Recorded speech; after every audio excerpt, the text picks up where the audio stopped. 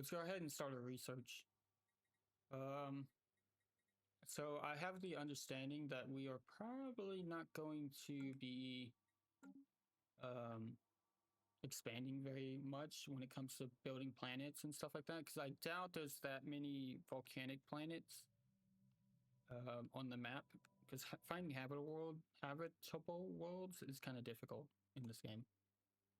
My comfort game is car games, and did hear you. Oh, okay. I was just double checking. So we're mostly gonna focus on hyperdrive, which is gonna make our ships faster. Fleet command, we're not worried at the moment, but we are soon gonna want fleet command so we can get more ships in our fleet. Same with naval capacity, but we're gonna go with growth speed. Corvettes are not much better than our frigates at the moment. And I don't care about carrier operations, so we'll go with minerals. Because minerals are what we're going to use to craft a lot of these mining posts on these resource rich planets and asteroids. My comfort games is The Sims. Oh my god, so truthfully honest, I would probably play a Sims campaign if it wasn't for the fact that I own like only 2 or 3 DLCs. And I don't want to pay like $400 for The Sims to get the other ones. I enjoy The Sims, but it isn't my type. I like a large variety of games. I could spend hours on Sims. I'm the same way as Arcadia. When I'm in the mood for The Sims, I could play hours of it. But at the same time, I also want to have all the DLCs and stuff like that. And I own like none of the DLCs for The Sims. I'm actually really hoping they come out with The Sims 5 so I can like finally be like, okay, I can play like the base game without like 17 different DLCs. That's more than me. I only own one. I own like 3 or 4, I think. Also, EA never puts the DLCs like on sale. So it's like I'm not paying full price for a DLC that came out like 8 years ago. I own Zio. You know, it's not everybody's cup of tea. So it's not, it's whatever. I mean, it's just like movies, music, anime, and stuff like that. Everybody's not going to have the same taste. So it's whatever. I am going to turn on some music, though. Let me turn down the volume so it's not like too loud. This is like the new music that I've found. Okay. We're going to skip that song because it was already like halfway done. More than halfway done. Oh my god, what is that? That's a long ass sushi you got there. It's also really adorable. I like that. But yeah, I mean, everybody has their own taste and stuff like that. I just, holy shit, was that loud for me? We're gonna turn this down. There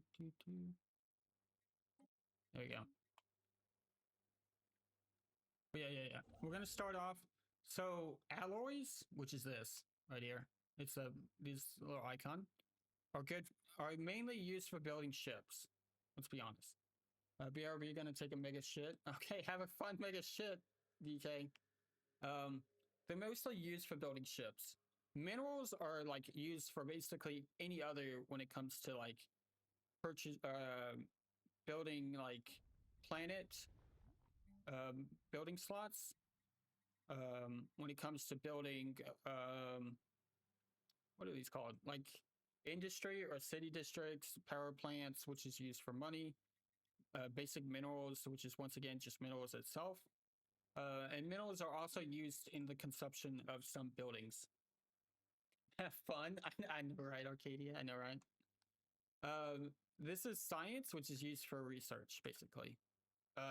Energy credits is used for not only like electricity, I guess you can say, for some buildings, but they're also the form of currency. So energy credits are like credits you would think of like in Star Wars, basically. I don't know how to reply to that. Left my ass. I didn't either, to be honest. It is funny. It's whatever. I mean, I used to tell people, I was like, I'm gonna go take a shower or whatever. but I think it's a little bit different. So we don't start off with much resource in the grand scheme of it. So we're mostly gonna build up these mining posts. We're gonna focus on the mining posts, and then we'll build the energy credits. Yeah, see, we're already out of minerals by just doing that. We are gonna go to the main galaxy screen, and we're gonna grab our science ship. And so this circle right here is basically how far our science ship can go when it comes to like moving to the next system. And then it has to follow these like lines for now, at least. You're doing like a new run? New run? Yes. I'm basically, this is like the start of a campaign or like a run for me. So it's pretty much easier to show. We do have 2 exploration vessels, as you can see here. So that is actually wonderful and not something I'm used to. Most countries do not start off with 2 exploration vessels unless that changed in recent patches. So we're going to just select 1. We're going to survey this over here. This one's the one that's moving, so we'll grab this one. We're going to go to this one because we cannot reach this one apparently. Even though it's like within the line, it's apparently not close enough to reach. And so basically, by clicking these and then right-clicking on the next solar system in range, or system in range, we can survey them. We have to survey them before we can build anything. I actually went way too fast on that one. Before we can build a, I forget what they're called, an outpost to make it part of our country and to build anything on the planets. So contact, report. So we'll get these events in our situation log every so often. So like, for example, here, Valboom is in uproar following the news of unidentified ships sighted in the void. Their intentions unknown. It would be prudent to assume the worst. Okay, so we get choices based off our ethics and like race and stuff like that. So we can either do the authoritarian ethic, which is our dominance must be asserted, or a fanatic xenophobe ethic. We are a xenophobic authoritarian species, which is basically gonna give us better labor capacity per 100 soldiers' jobs. That's actually not terrible. It gives us a boost towards like technology. Research speed +5, upkeep. We'll do the dominance. Wait, hell, that show is bigger than my cat, which is massive, but I'm back. Okay, welcome back. Taking a sip of my tea. Oh, I'm coughing. Do not know why. Probably from playing Danganronpa so much and talking. So our ships are off. Exploring. We're gonna go to fast speed, but not the fastest speed. So we can make this a little bit easier. Okay. I'm gonna be honest. 90% of the time, I don't read these events, to be honest. I just look at what the modifiers are, and you're gonna see this a lot when it comes to like strategy games like this. There is so much text and like flavor in the game, but the only thing that matters is the modifiers that the options give. So for example, this one gives us unity. We're going to use unity to, where's it at? Go to unity is used for our traditions, which are like bonuses basically. Once I unlock one, I'll show you. But unity is very important. Let's put it like that. It's a very important resource. We can also gain science for physics, which would just speed up our research. I'm going to choose the unity. Welcome back. Welcome back. But yeah, so by selecting that option, we gained enough unity to unlock a tradition. So I'll show you real quick. So for example, you have adaptability. we can adopt this tradition, which basically starts a tree to go down these options. So the more unity I collect, if I choose adaptability, I can choose one of these bonuses. So adaptability gives, obviously, I can't watch alpha no more. Yeah, it's kind of unfortunate. But like adaptability is really good for like if you're trying to expand to planets that are not really habitable for you. So yeah. Aptitude is for better leaders. So like for example, you get leader cost minus 25%, recruitable leaders per class. Altruism is for like archaeology and like fossils and stuff like that. It's really good for like finding relics and stuff or specimens, which is one thing you can do in this game. I smell someone withholding oranges. No, no, no, no. No, who told you about those oranges? Those oranges are mine. Welcome in, Odd. How are you doing? How are you doing? Ugh. Those oranges are mine. Okay, I already gave you some of my tangerines the last time, or my mandarins, not tangerines.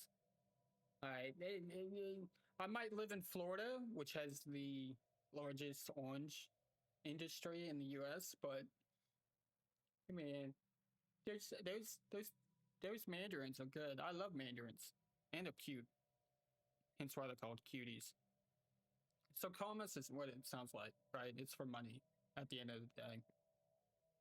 Diplomacy is obviously for diplomacy with other countries. It gives like bonuses to like diplomacy, basically.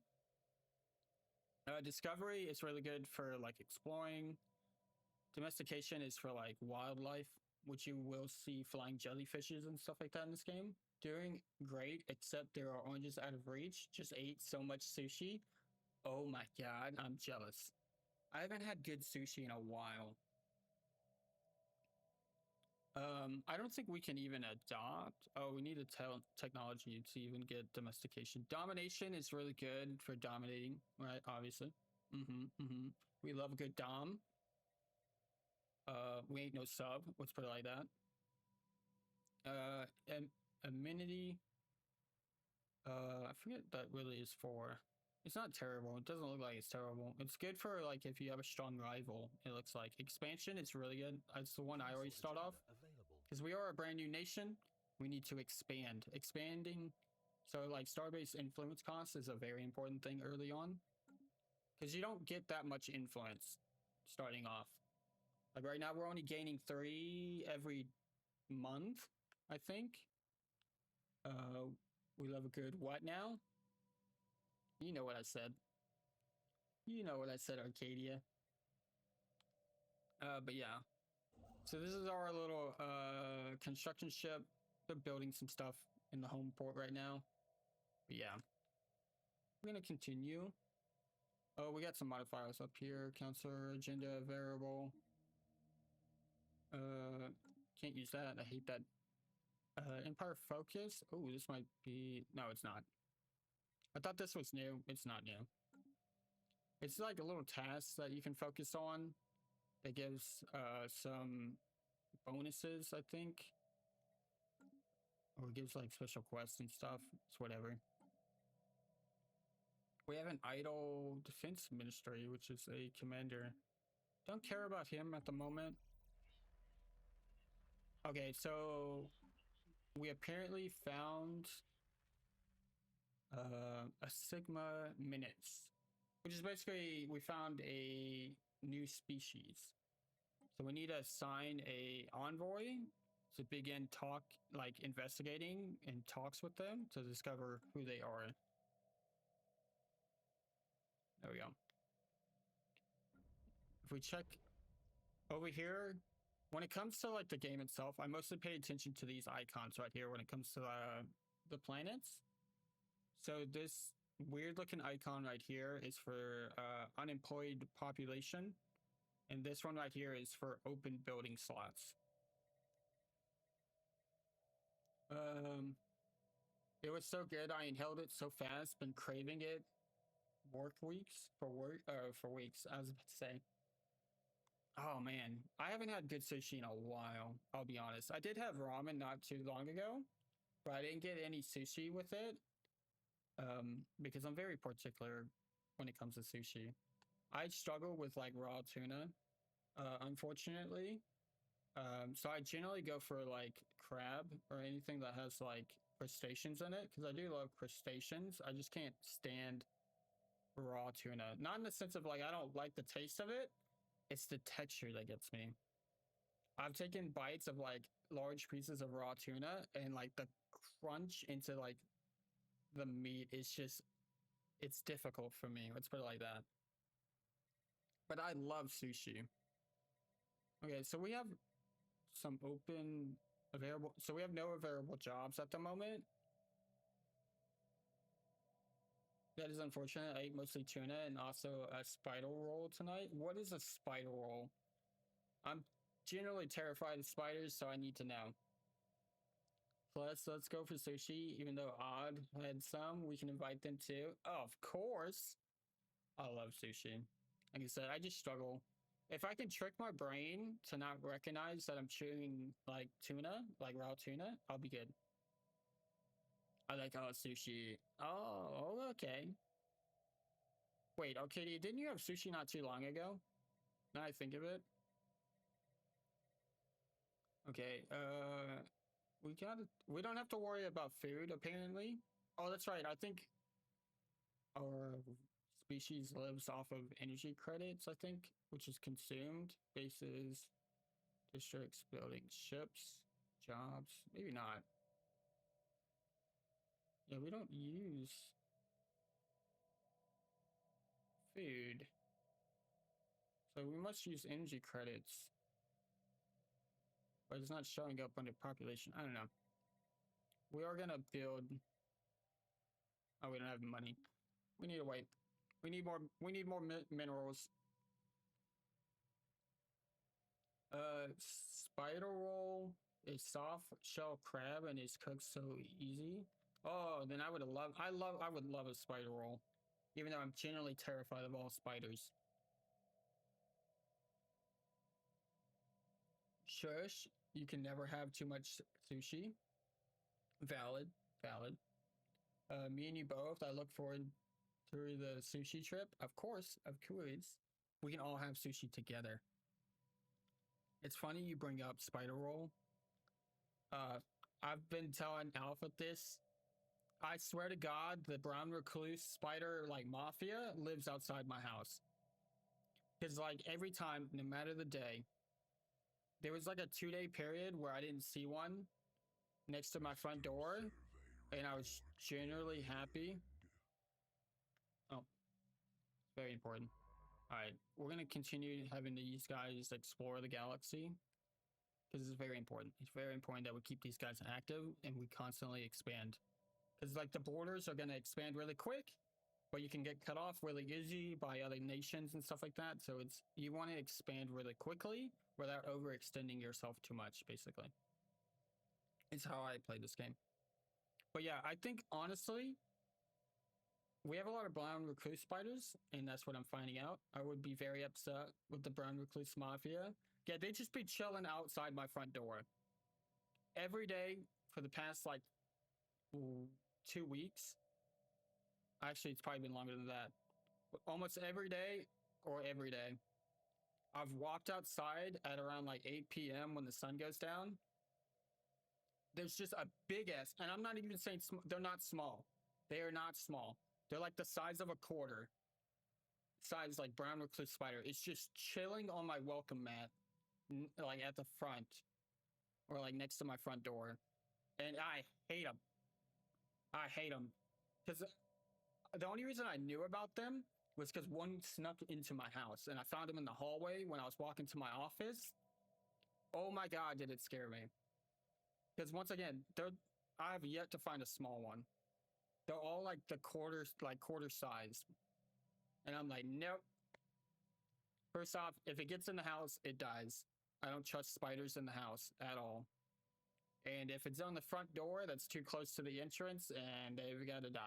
So I've been murdering a lot of spiders, and I hate them. I'm generally like it runs in my family. We're all terrified of spiders. Generally terrified of spiders. I'm very chill with spiders, so they are in my bedroom or shower. That too. It's even worse. I can't stand if they're in the house though. They terrify me. Now, if it's a little baby jumping spider, I love jumping spiders, little baby jumping spiders, because they're cute and adorable, and they don't bite you. Anything else? No, don't trust it, because like I've had trauma from childhood of those things getting on me, and I hate them. I generally hate them. So yeah, it's pretty funny because it's like if I see too big of a spider, it's either one of two things. One, if it's outside and it's like in a tree or something, I'll look at it. I'm like, that's too big. Nope, I'm done. I'm never coming near this tree again. Or two, oh my God, that is too big. And I physically will not feel safe knowing that shit's alive and near my place or like near me. And it has to die. That's like my two responses. Like there's no in between. It's either won't go near it ever again or it needs to die because it's too big. Jumping spiders are so cute. They just want to see what you are doing. Yeah, exactly. I love jumping spiders. It's weird. It's the only spider I like. Other than daddy long legs, because they just be jumping up and down. They just be like boing, boing, boing, boing. Okay, so we got enough unity to unlock another. We could technically grab another tradition selection, which we might end up taking domination. I like to use expansion with domination because domination gives you monthly influence plus 0.5, which is like really great on top when you want to expand. But we're going to choose the star-based influence cost first. I do not know why. Oh, I had already clicked on it. It was in the middle. That's why. Because that's going to knock the cost of influence to say like make this system right here part of our country. The long legs. Oh, thank you for the head pads. I'm actually working on changing the head pads and the bonk and a spray, but I haven't figured it out because it uses a second like sidekick model to like pop up and do it. And for whatever reason, when I try to set up the key binding for it with the redeem, it just doesn't want to work properly. So I'm still trying to figure it out. The long leg ones creep me out. They be moving weird, but they can't do anything. Yeah. Funny enough, the daddy long leg is actually classified as the most poisonous or venomous, the most venomous spider. Sometimes technology is evil. It really is.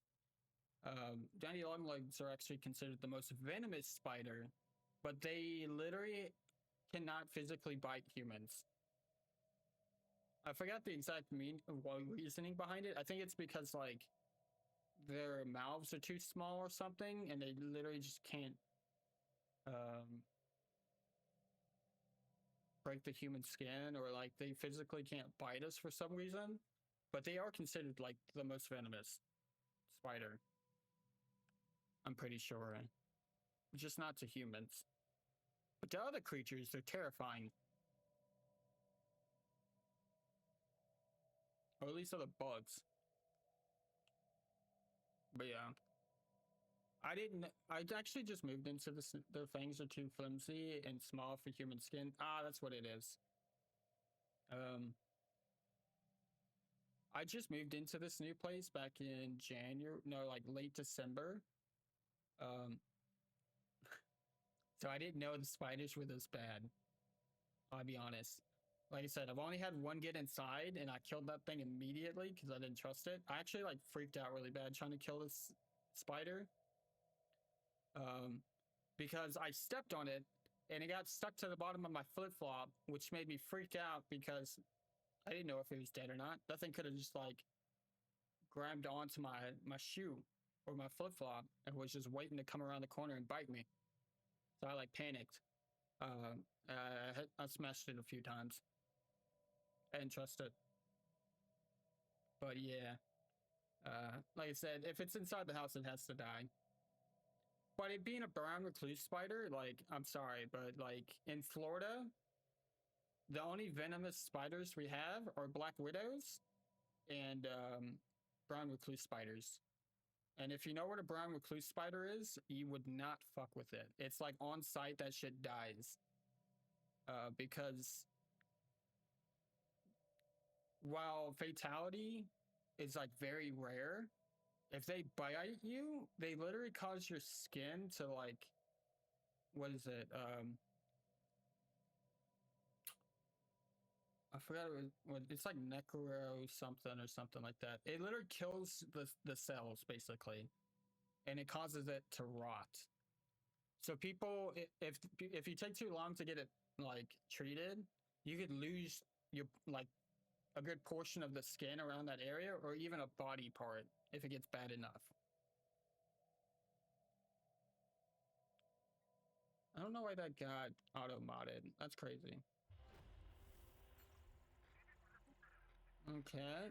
So this is us still talking to that alien race that we haven't discovered yet, but we're within range to hear their communication, basically. So we're going to proceed. Recluse and widows are the only ones I don't fuck with. They're the only ones in Florida that are like poisonous, or I mean venomous. So yeah, I mean like black widows you only really find in like very like barns maybe. Like if you find a barn, there's a good chance there's a black widow in there, like in some corner, but they don't really fuck with you. Like you literally have to like disturb a black widow to get bit by one. But brown recluse spiders, oh my god, they live everywhere. They just be living in dirt and sand. Growing up in the southern states, high five. Exactly, Odd. Exactly. Black widow, brown recluse spiders just be living in the ground. It's like, oh my god, they just it's so annoying. I have horror stories about brown recluse spiders. When I went to basic training for the army, I did it up at camp. What is it? Situation log updated. I did it up in Fort Benning, Georgia. Oh my god, this was like nightmare stuff for me. And I'm about to tell you how extreme I took this. We were out doing one of our FTXs, which is like a field training exercise.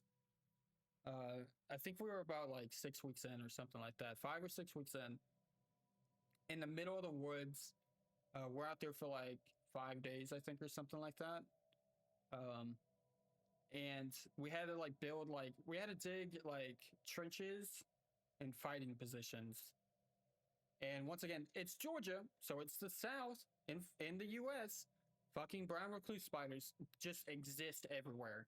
They just live in the ground in like the forests and stuff like that. So I'm sitting there digging this hole, me and this guy. I'm watching wrestling right now. That's crazy, Afro. Never thought so. But so we're digging, didn't come across any of them, which was surprising, generally surprising. We get into like that's basically where we're gonna sleep. We're literally gonna be sleeping in these holes basically for the next like 5 days. I dug, there was like another hole nearby that I dug, and that's where I was gonna sleep. But I'm like pulling security in this hole. It's pitch black. The only way you can see is from the moon. There's no lights. The cadre or the drill sergeants are trying to like penetrate your like fighting like your little fob area. And so there would be like low crawling and stuff like that, trying to sneak in so that they can fuck everybody up basically. Not a fun time, let's put it like that. But I'm sitting there, I'm holding my my M4, and I'm like looking off into the distance just for movement or something. And right next to my hand, boom, brown recluse spider just comes out of the sand. I don't know why the motherfucker was in the sand in the first place. I've been in this hole for the last like 3 hours doing nothing but staring off into the distance, not trying to fall asleep. And he just decides that's when he wants to pop out of the sand. And I'm talking about he's maybe an inch from my hand. I I damn near pissed myself when that shit happened. I got so paranoid because these things are just popping out of the sand that like I took my tent and I took stakes, like metal stakes, tied 550 cord, which is like it's like a paracord cable basically, to the holes in the tent, and I stuck it in over this hole to where it was no like it was sticking maybe like 2 to 3 inches off the ground. I would not let the ends of the tent touch the ground, and I slept on top of the tent. I was like, fuck it. If it rains, I just saw spiders magically popping out of sand. I'm not fucking with this shit right now. Like, I'm sorry. I'm cool with like not showering for like 5 days, smelling like sewage or whatever. Um, getting my ass like destroyed by the cadre and stuff, but I'm not fucking with a spider that's just magically pops out of the sand or the dirt. It generally terrified me that bad. One dude got the other dude in a straight missionary sex position right now. I think I'm on the wrong side of cable TV. I think you might be. Lucky me, he's still alive by the time I return. Welcome back, Dennis. How did it go? How did your plans go? The flavor of wrestling put me back in the sand. Absolutely not. Put him back. Oh, I smashed him with my. I killed him instantly as soon as I saw that, and I was so paranoid for the rest of my security shift that I was constantly checking everything, because it was not a tiny brown recluse spider either. This was like a forest like fed brown recluse spider. The thing was like the body of it was the size of a quarter. Not its like leg span. The body of it was the size of a quarter. I've never seen a brown recluse spider that big. They got their pants on, but bro was legs in the air. I know it's mean to hold guy down, but that was like mega freaky. Godels solved a problem, my boy. I love Afro. The way that Afro explains things is too good.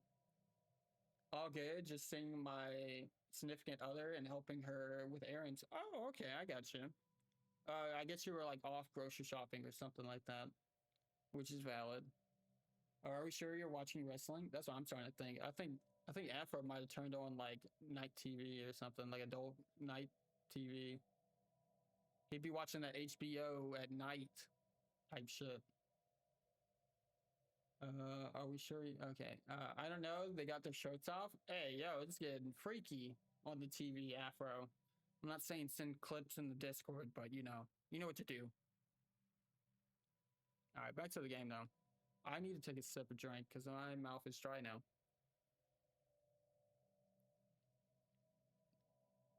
I have a little nightmares, not nightmares, but like horror stories of spiders. There was a time. Okay, so this is like a scripted event that happened in the game. It's called the Habitable World Survey. And basically, by doing this event chain, it basically will walk you through the steps of finding more planets that you can actually colonize. So it's actually not a bad one. And at the end of the event chain, you get a really good planet, basically. Almost every starting species / like, I think there's like 1 or 2 scenarios where it doesn't allow you to do that. Okay, we're gonna go explore this one. Every so often when you're exploring, you'll come across these abnormalities. And so right now we're level 1. Our scientist is level 1. This is a level 3, which you can go here. You count the 1, 2, 3, the dashes. And it'll also tell you relatively difficulty. Generally speaking, you want to be at least the same level or like just under it. Like, so if we were level 2, we might be able to do this level 3 abnormality and get away with it. But since we're level 1, we're just going to avoid it for the time being. We can always come back and do them when we're higher level. And usually they give like bonuses or they like special resources maybe, or like for those planets. Crazy enough, this is a molten world. Oh, this is a Gaia world. This is actually very surprising to find. Gaia's, which is 100% habitability, is actually very rare to find. That's crazy. It's actually really good for us. Okay, council agenda. Every so often you'll get a notification that for a council agenda, these are just like little bonuses you can activate.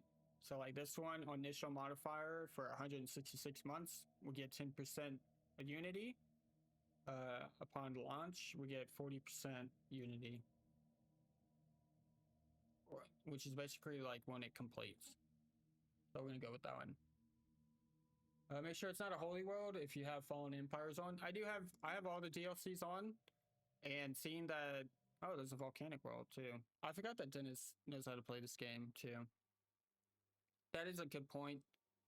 If it's considered a holy world by a fallen empire, they will straight invade you if you colonize this.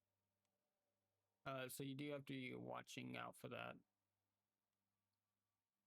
We haven't fully discovered it, so we'll hold off for now. But there is a good chance that might be a holy world, which means there's probably like a fallen empire not far from us.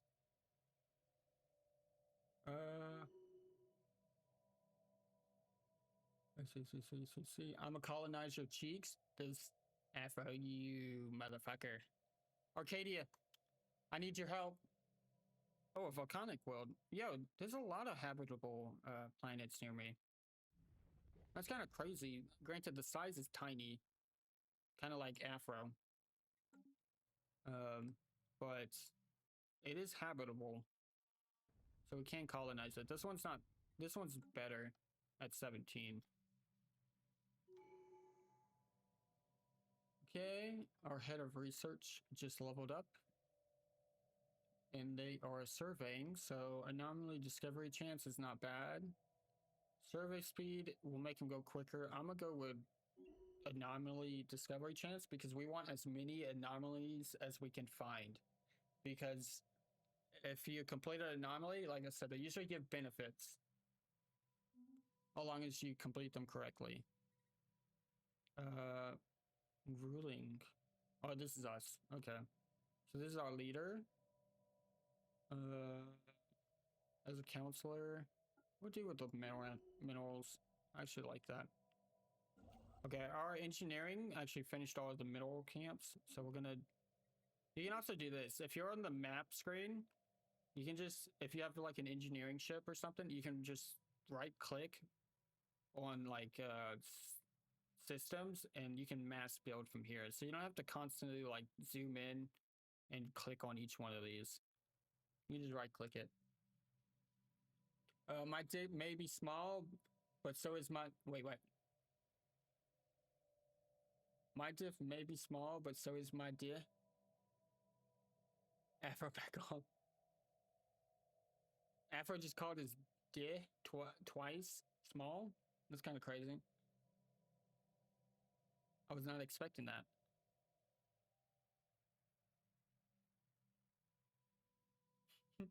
Don't cry, don't cry. I'm sure you're a grower, Afro. I'm sure you're a grower. It's okay. Exploration, which is this one. Still level 1, so we're gonna continue on. Lurk, I have to remind my cat she's small and stinky. Have a good lurk and have a fun time with that. I'm not gonna lie. Every time I've tried to bathe a cat, it always ends up with 1,000 scratches on my face or something. All right, so like I said, in the beginning, it's really good to choose expansion and domination as your traditions, like right off the bat for expansion, which is normally what I do. So now that we got this initial starbase influence cost down, we're gonna go immediately into domination and grab this monthly influence plus 0.5. Because right now we're only gaining 3. We might have 218, but roughly it's gonna cost about, I forget how much in the beginning.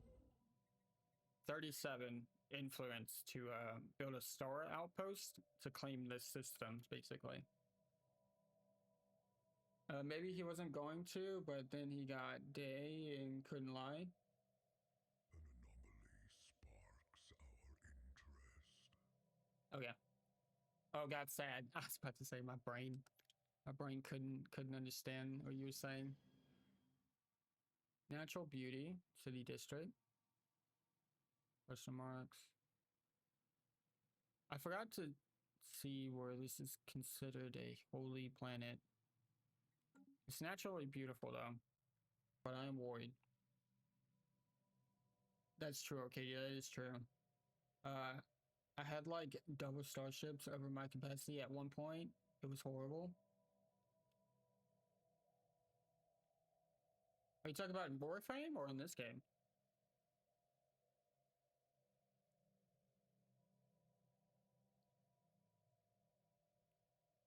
Have you actually played Stellaris before, or Afro? I'm curious. Alright, so now we're just waiting for them to finish surveying. A lot of this early gameplay is just going to be me expanding and discovering things and like typing up.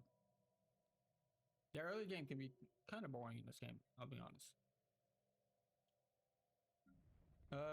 We do have 1,000 minerals, so we can finally start building some of this stuff.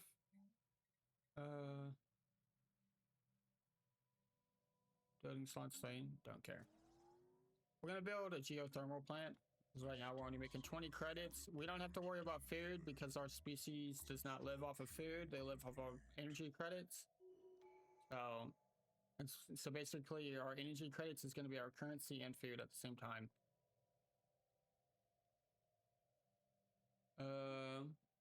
Our scientist has leveled up. They do have a leadership trait that's not in use at the moment, but that's fine. Now we can give them research speed or survey speed. So they are level 2. This is a level 4 anomaly, so we're just gonna avoid it for now. Triangulate subspace interference. Ooh. A lot of these special projects around here. Hello, Az. How are you doing? How are you doing? How's your day going? We're gonna survey this one. I wish Hello. Yeah, I got a good save and then stopped and never played again. That's valid. That's basically me in this game. At times, I generally get I have this issue with like these types of games where like I do really good to basically where I basically beat the game and I'm just stomping the AI and then I just quit the game. I never complete it. I never finish because like I've always, you know, if I get bored. Like when I get really good, and I do this in like every Paradox game, if I'm doing so well that I'm stomping the other nations, I just quit because I'm bored. Hey Celeste, I slept in, so that was great. Laugh out loud. How are you doing? I'm doing amazing now that you're here. Hello, hello. But I am glad that you got to sleep in. I only got like 30 hours of sleep today, and I'm doing perfectly fine. Okay. Ongoing observation confirms that Volbass is expanding at an accelerating pace. Physical effects from the increased radiation are also being reported. Unless we can find a way to stop it, Volbass will eradicate us long before it consumes the planet. So that's the home store in our home. This is Volbass. See? It's this red giant, which is going to explode apparently. Protecting against stellar radiation can buy us some time. A more hazardous but potentially lucrative scheme would be... Wow. I trusted you, Az, and you hit me in the face like that? That's crazy. Those things came in like little bullets and just hit me right in the face.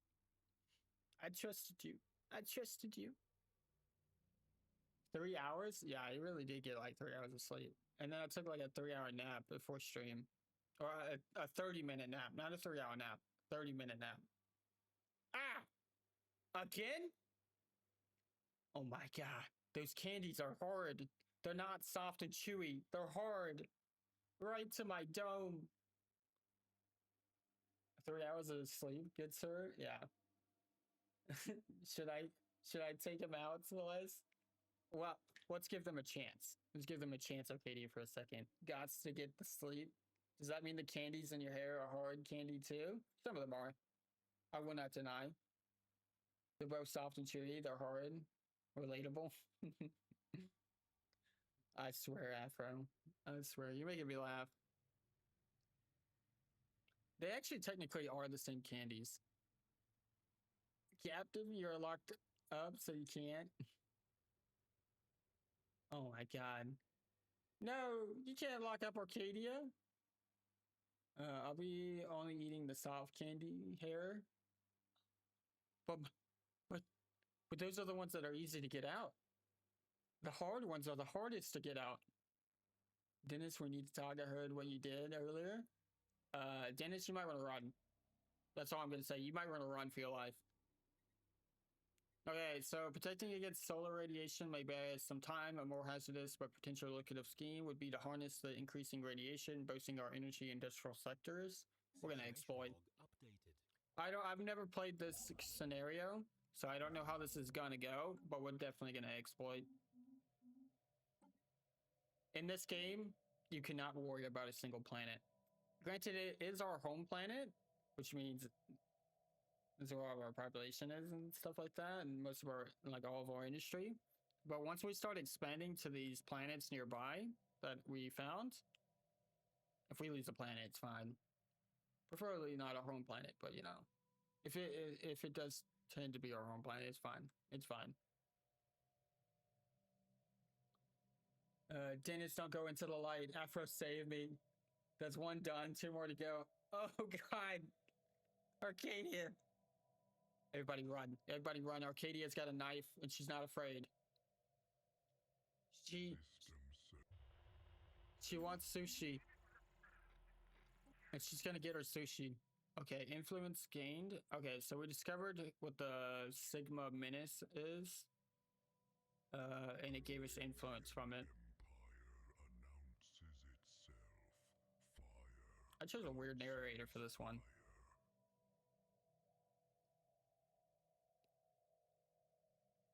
Hell no, I'm scared of her. Afro is scared of Arcadia, I have to admit. Granted, I don't know many people not scared of Arcadia, because Arcadia is super nice, but then she kind of too nice at the same time. She's that type of nice where it's like, I feel like she could murder me if she wanted. Like, she got a sneaky, like, dark side to her. I'm doing this for you, Celeste. I think I'm scared too. And she's doing it for me. And I think that she's scaring me. Okay, so this is a level 1 anomaly, so we are going to go ahead and research it since we're already here. We apparently cannot get this last energy credit for whatever reason. An orbital station is already orbiting this planet. Oh, okay, so we need a science ship. Sometimes this happens. I gotta stop hitting tab. So sometimes you get these special projects that require a specific ship. In this case, it requires 50 physics research and finishes in 30 months. I'm gonna go ahead and click that. That means one of our scientists over here is busy with special project thermal exploration. So it's gonna take longer for this technology to discover because they're gonna focus on that special project first. That's fine. Wait, everyone is scared of me? It is better to be feared than loved if one cannot be both. I like that, Dennis. I like that a lot, actually. Okay, so we discovered another alien. We're gonna send an envoy to discover them. In the meantime, we're done with this system. I'd like to focus on the routes for expansion. So even though we could technically go this way, which would be smart for these 2 planets, we're actually going to start this way.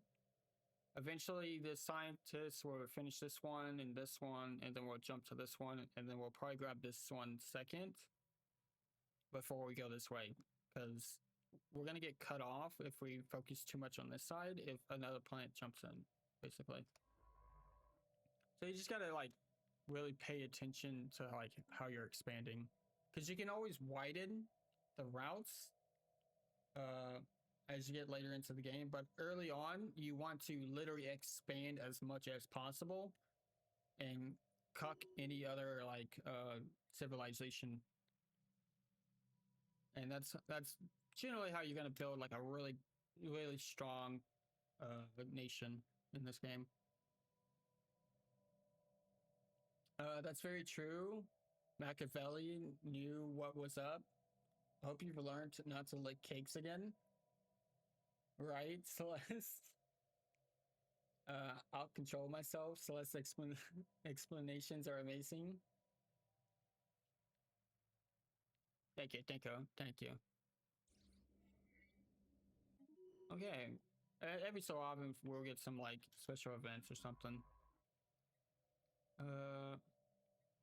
We're gonna quickly survey the system.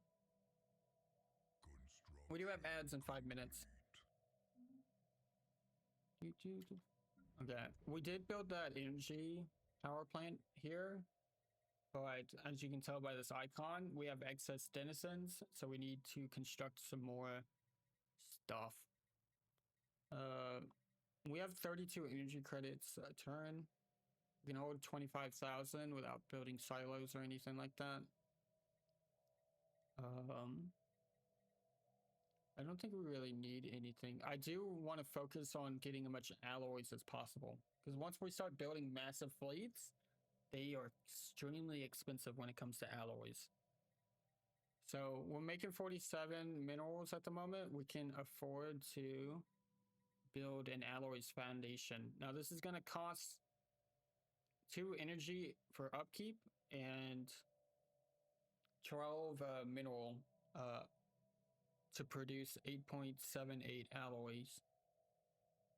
It is gonna provide 200 jobs though, so we're gonna build that real quick. Okay, you built your outpost. Now you're gonna build your mining posts in this solar system. Yep, that's for now. This is basically the game. Obviously we're gonna get pop-ups for like events and stuff like that. We're going to be upgrading our research as time goes on, all that kind of good stuff. But at the moment we're just expanding and building up our civilization, and then eventually we'll run into other civilizations, and we will have to, depending on what kind of civilization they are, can be good or bad. Because if we run into some like crazy hive mind that just wants to devour everything, that is going to suck, especially this early into the game, because those civilizations tend to need to be wiped out quickly. Let's just put it like that. Okay, apparently there is something's here. Oh, look at that thing. That is what we call like basically wild animals in space. We may or may not try to murder that thing later on into the game. There is a weird structure next to it though, so that is interesting. Space fauna, that's it. Thank you, Dennis. I appreciate that. In the meantime, we're just gonna ignore it. Okay, so we need to get here, but in a good motion. So we can go here, here, here, here, here, here. Okay. You can also queue up multiple actions like this. So I like to do this when it comes to planning. So we're gonna hit all of these, hit this one, come back here, here, and then here. This is gonna be a hot minute before our construction ship is open. I have a whole chart with split AI personalities into good and bad neighbors. Got you. Thank you. Thank you. Space Fauna as, can you queue up Can you queue up? You getting bitches? I think not. That's crazy. No, we do love Arcadia, but she does kind of scare us at times. Like I said, I trust that Arcadia is super kind. But if she ever needs to get rid of Afro, I'm just saying, I don't know many people that would, deny Arcadia her bloodlust. Okay, I am going to build another construction ship. So to build ships in this game, it's pretty simple. You see this icon right here? This is a starbase.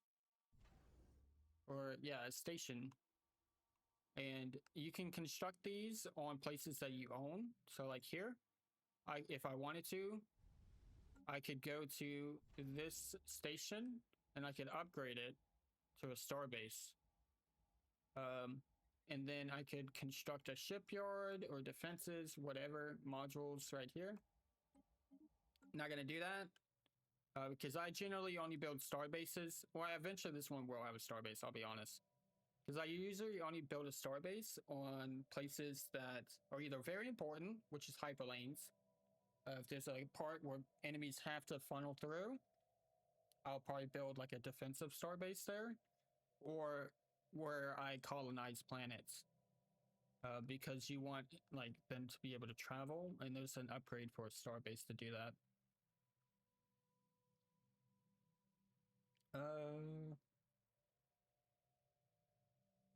Let's be honest, neither are you. Damn, Afro. Arcadia got you with that one. The fro with the most. He deserved it. Apparently, I'm treading on thin ice myself. I think you'll be fine. Crazy strays. If I ever need to get rid of Afro, Celeste approves. I mean, I'm not stopping you. I'm not saying you should get rid of Afro, but I'm not stopping you. Choke points and colonies, basically? Yes, exactly, Dennis. Exactly. Now, there is every so often where, like, if I really need to construct a lot of, like a huge, like, star fleet or something, I may build, like, a random starbase if I have the build limit for it next to a bunch of other starbases and just fill it up with, like, shipyards so I can build, like, 4 ships at once. But yeah, generally speaking, you usually just put it in a choke point or a colony, or where a colony is.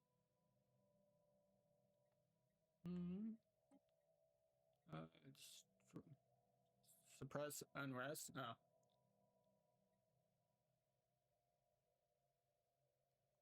Oh, it's going supernova. That's crazy. Right now we are in stage 2. Preserving the integrity of our star state's immediate countermeasure. Disruption of the subspace tunnels is imperative. Growth, monthly growth +3. Alright.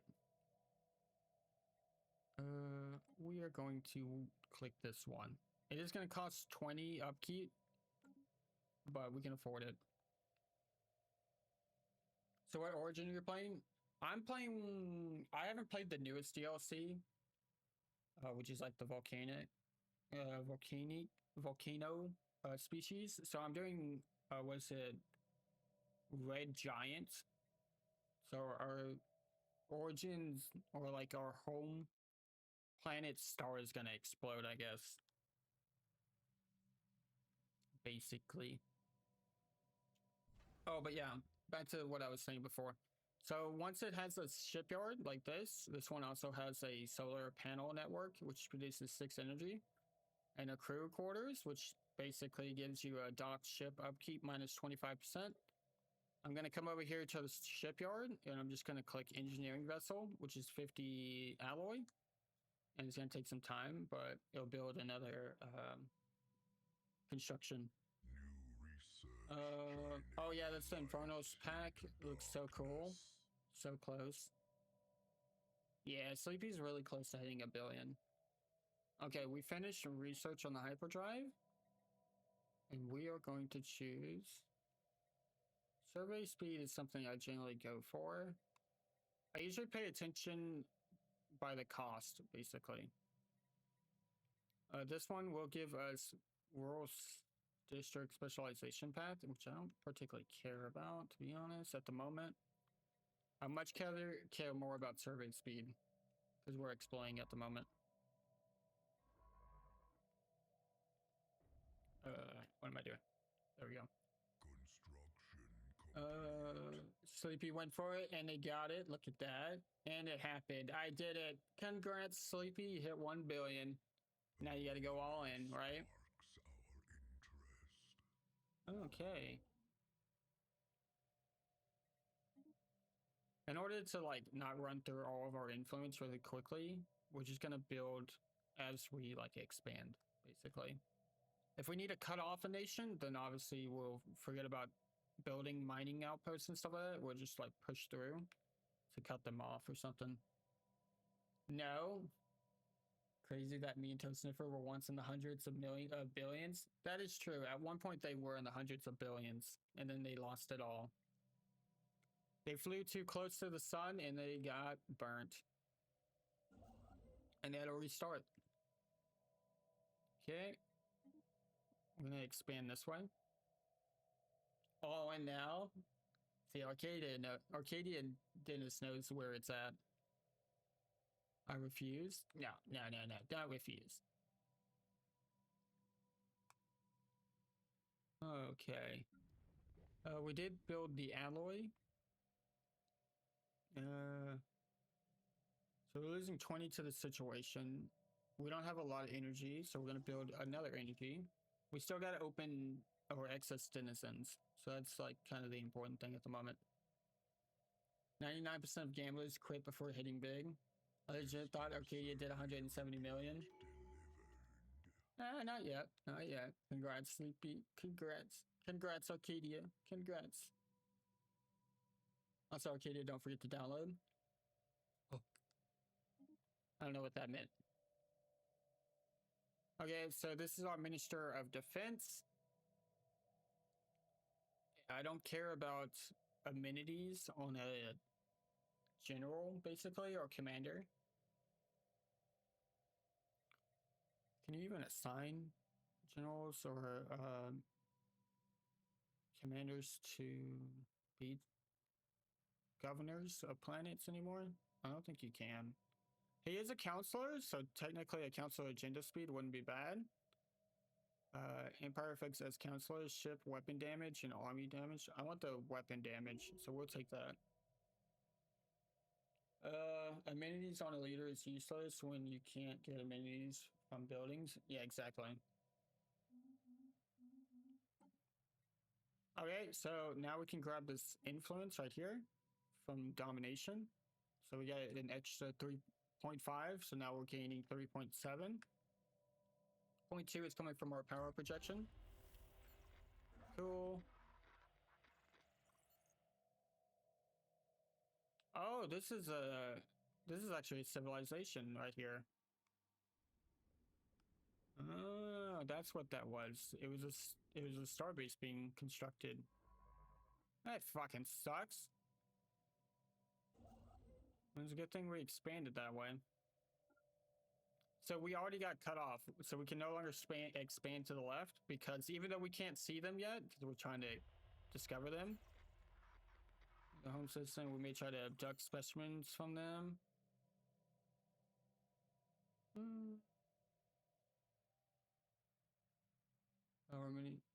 Drawing our future war plans in advance. Yeah, well, we are a dictatorship. I did choose a dictatorship, and we are fanatically xenophobes. Yeah, just saying. And that's why you don't go all in. Oh, yeah. That is definitely why you don't go all in, Sleepy. We're gonna add some civilians to learn quicker. Genocidal campaign, laugh out loud. We love to see it. I wouldn't say a genocidal campaign, but we are gonna be the dominant nation in this campaign. We may eventually take over the galactic, what is it? The galactic community? Well, let's say this. If you've ever seen Star Wars, there's a certain Sith that I like to follow in his galactic campaign. And rip Sleepy. Yeah, you didn't even get a refund. That's unfortunate.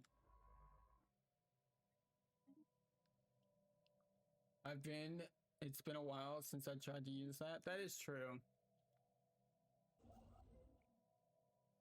You can build that. You can actually come up here.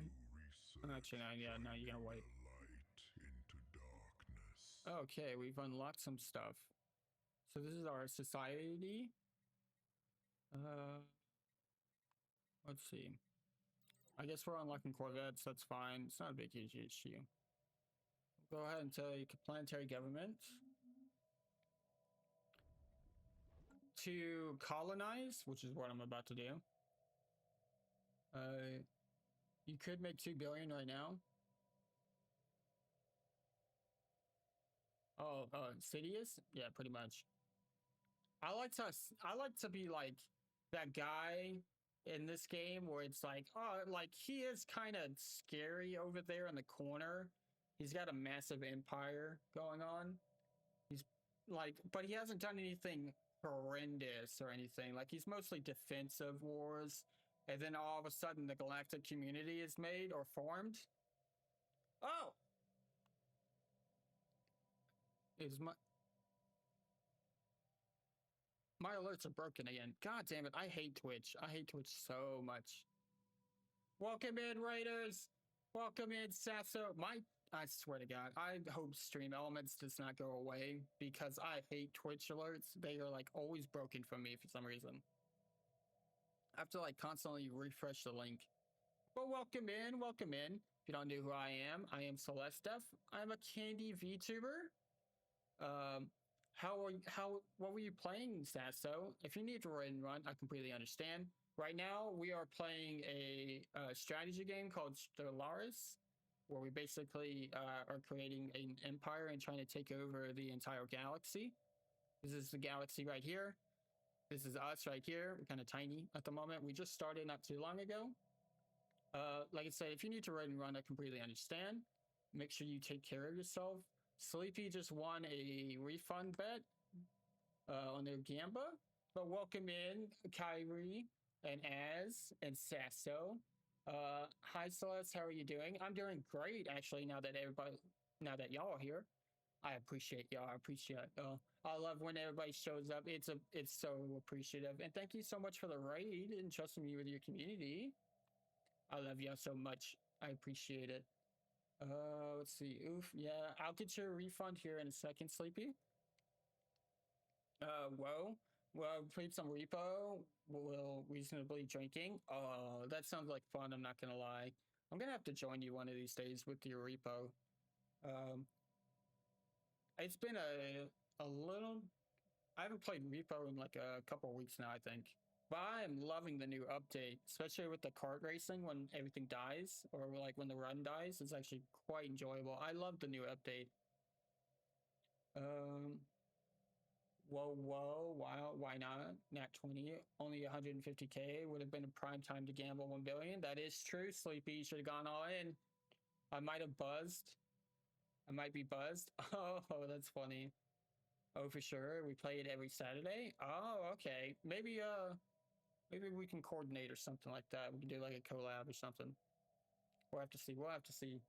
You mean Outlaws? That's a great idea. You'd be great.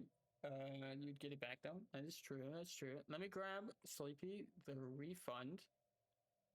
Let's see. If you didn't know, my community is full of gambling addicts. I just copied that on accident. Okay, cool. Yeah, there you go. There you go. There are a bunch of gambling addicts. I kind of help instigate it because if they fail their gamba, if they get a 16 or higher on a bet that is more than 100 million or like 1 million, then I refund it. It has to be a 10 or higher on a bet that's less than 1 million. So yes, it's funny how every chatter I know has a chat full of Gamba addicts. Every streamer, yeah, it's crazy. They never learn. I literally am gonna have to do like an intervention on them. This stream, has literally been everybody trying to eat my hair because it's bubblegum flavored. It's grape, if you need to know. People hitting on me, surprisingly enough. People have been trying to literally eat me and lick me. It's kind of crazy. They keep making me go shirtless as well. It's kind of insane. Or they're gambling. It's one of the two. It's one of the two. What's the command? What? Oh, to give people points. Exclamation point candy give user the amount. Yes, Arcadia has it. Arcadia is used to it. She's used to giving out all the points and everything. But I really appreciate it, Sasso. Thank you so much for the raid. I'm literally gonna have to fix my alerts again. I don't know why. It literally feels like every stream I have to refresh the browser. Hey, yo, what Oh, hey, look at that. Sasso with the personal walk-in. Do you have any preference on what you want, Sasso, as your walk-in, or would you rather me just create it? So far, everybody has chosen me to create it, kind of like to surprise them. And so basically, I just go off of like past what I know about you and past messages. Surprise me. Okay, got you. I got you. I think Afro is the only one that actually had something in mind for his personal walk-in. I gotta take a sip. My throat's dry. Oh, that feels so great. Oh my god, my throat was so dry. Don't give Arcadia too much power. I'm Celeste's bodyguard. Arcadia has been saving me. She's been quote-unquote threatening everybody. I saw that, Sasso. I saw that. God damn it. Yes, I am now shirtless. I also have to fix that redeem. For whatever reason, that redeem broke with the Firebot update. Hell yeah. Yes, as you can say, I am now shirtless. And I'm surprised that nobody has started trying to look at me already. It is wild. It is wired. Let's see. Now don't give Arcadia too much. She's scary. Arcadia's only scary to those that she threatens. Let's put it like that. A Like I said- body has been discovered. Oh my god. You know what's funny? I'm surprised nobody hit me with that redeem today. When we were playing Danganronpa, because that's where that actually comes from. It's kind of funny. I could redeem the walk-in, but I'm saving for the next big thing for real. Hey, right now it's cheap. Right now it's cheap. That's all I'm saying. Right? There's 2 slots left. It's cheap right now, but as soon as those 2 slots are gone, it's jumping up. It's double the price for the next 5, and then after that, it's going away for a while. That's all I'm gonna say. That's all I'm gonna say. Oh wow, I want you to pick it too. I'll redeem soon. Oh my god. He's pulling his cock out? I need to really pay attention what I'm reading. And what a body, am I right? Oh god, no. No. Please, no. Not this again. I already had to fight off all the people using lick emotes. Dennis, you be careful there, Hal. I learned my lesson, I promise. Yes, Arcadia has pulled out the knife. You might want to watch out, Sesso. Arcadia has that knife, and she enjoys that knife emote. Very good. Oh, no. No, Sesso. No, please, I'm not powdered sugar. I promise you, the hair is grape flavored. But I'm not powdered sugar. I'm not sugary. I'm not sweet. I almost, like, quoted exactly from, like, Powerpuff Girls there. That would be interesting. That would be an interesting thing. I might implement that. That's actually a good idea for like a redeem or something. I'm getting distracted. And I've already ran out of tea. Oh no. Oh no. Let's see. You're treading in some deep water there, Sasso? Uh-oh. Arcadia's pulling out the knife. Okay, so this is what I was talking about. So right now, this scientist is only level 2. This abnormality is a level 3, but its relative difficulty is routine, right? And basically, when it's a routine, it just increases the research time. It doesn't necessarily mean that a bad outcome's going to happen. It just increases the research time when you're like one level behind, basically. When you're like 2 levels behind or 3 levels behind, you're most likely going to have a bad outcome, is all I'm going to say. Let's see. Muhahaha. You're testing the waters, Sesso. Celeste, I might have to take out everyone in chat except Dennis now. Let's try not to murder anybody's Arcadia. Now, if you want to tie them up and put them in your basement, like we talked about before, that's a little bit different. But I wouldn't say to take them out. I've been spared. Wonderful. I have to get his clothes on soon. I can't do mass on knifing on a Saturday night. Oh, kinky. I like it. Oh, my God. Oh, God. All right. But we are going to do this abnormality. Oh, there's actually 2. There's a level 5. So challenging would straight up murder my scientists. But I keep hitting the wrong button. But a level 3 is not bad. Okay, we don't want to right click this one. We want to specify this. We can actually come here and just do it manually like this. Oh, they're already doing it. Cool. And then we'll do the special project that's in that solar system. Okay, you finished that one. We're going to expand there. You're still waiting for somebody to come explore this. That's completely fine. We are already in the basement. What do you mean? You have an illegal gambling den down here? Where else would it be? Speaking of Gamba, well, I do live in Florida. We do have special casinos and stuff like that. We also have the Seminole tribe and the, oh, I forgot their name. There's another tribe down in Miami for Native Americans that have their own casinos here in Florida. Funny enough, but yeah. But it is not that surprising. Oh, okay. So every so often you'll run into this and they are not happy. Ooh. Goddamn, what is in this? Oh, this is a home world. That's why. Congrats, Sleepy. Congrats. And you too, Arcadia. Let's go. Don't any of you dare say it. I'm confused.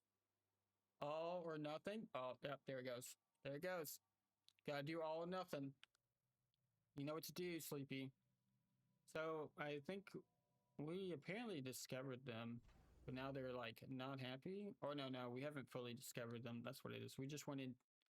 They're not happy with us. Let's put it like that. Oh, surprising. Even though they are angry at us, they're not attacking us. So we're just gonna explore their stuff. Never mind. They straight up just beamed our science ship, which was actually the head of our research, which is not good. But luckily, we have this guy. Congrats. It's bound to happen. It's bound to happen every so often. Yeah, we're gonna grab an exploration vessel. Oh, that's new.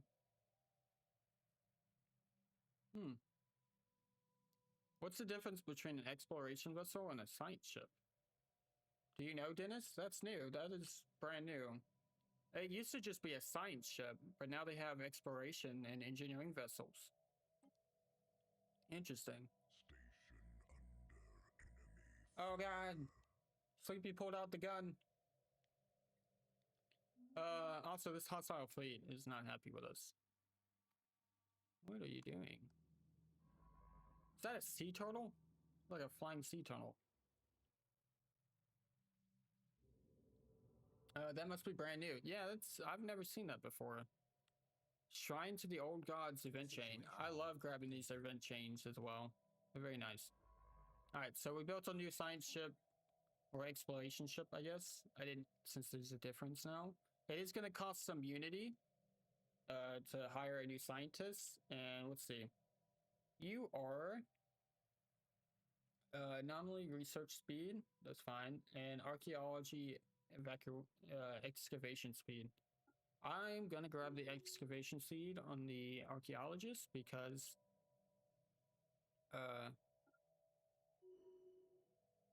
eventually we do want to start up like doing fossils and stuff like that. Our fleets of deterrently have led to avoid appraisal, the first contact process. Okay, so they were not happy. We will likely find out more from this approach, but the aliens will be extremely displeased when they find out. I don't think that they're not that strong. No, they're not. Yeah, I don't give a shit. To be honest, I do not give a shit. They did destroy my ship though, so I'm not happy about that. Can I not build? Wait, what? Can I not build corvettes? Hmm.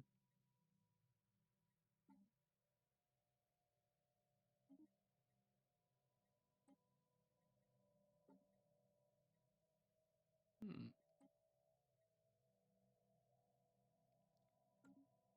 Did I not research? Oh, we're still researching corvettes. Oh, that explains a lot. Apparently now you do not start off with the corvette technology to build battle like ships yet, warships yet. That's crazy. That's also new. Oh, rip Sleepy. I wish I were Immortal Man. I would have so much hope in life. That would be nice. I cannot deny. For those that don't know about Paradox, any game that Paradox creates, where it's like a grand strategy or a strategy game, they love to use this event chain right here, or this event. It's in almost every version of their strategy game. So that's like Crusader Kings, Europa Universalis, whatever, or EU. Stellaris, it's in Victoria. I think those are the 4 major ones. It's called a comet sighted. Anytime you see a comet sighted, it's just a bad event. You just get a bad event no matter what. So happiness minus 5%. They do it in all their games. It's a running joke. Oh. I could never. A lot of my drive and motivation comes from my limited time. Eternal life sounds terrifying. I've never seen the comet in Hoi 4, but now I'm gonna be looking. I don't think it's in Hoi 4 because Hoi 4 is more like specifically World War II oriented. Like I said, it's usually just in those 4 games. So like Victoria, Europa Universalis or EU, Stellaris, and Crusader Kings. Those 4 games, that event right there will always be in there. I don't think it's in Hoi 4, to be honest. So we finally discovered them. So this is them right here. All right. They're the Synthoan network. Interesting. Let's see. So this is first contact. Why do you dismantle us, Schooners? For those that know, I named the species Schooners. Our units were not defective. What are you? Oh, this is a hive mind. Oh god. At least they're not like a devouring hive mind. But this is, oh, it's a machine intelligence. So they're literal machines. That makes sense. We will achieve unity, do not stand in our way, which then gives them minus 33 spy network growth. Respect our authority or else. Giving us 33% spy network growth on them. We'll just say we'll achieve unity, do not stand in our way. We gained some unity. That's not good. Means we triggered the next stage to stage 3.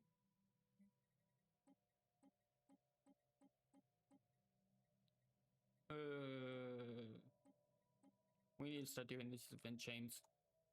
Because we're already on stage 3, which is not good.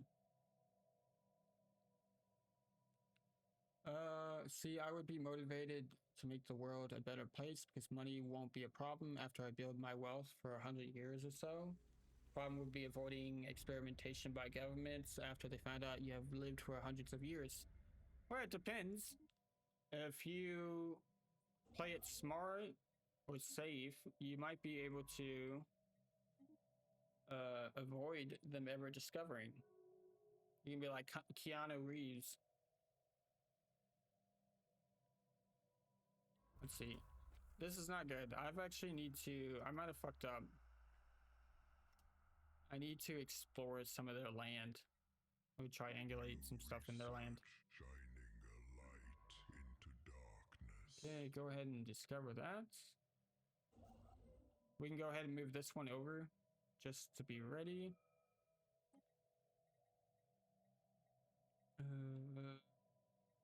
Research labs wouldn't be bad. Can I finally colonize? I can colonize. Perfect. So when it comes to colonization, all you have to do, you can do it manually by like zooming in and then clicking on the planet.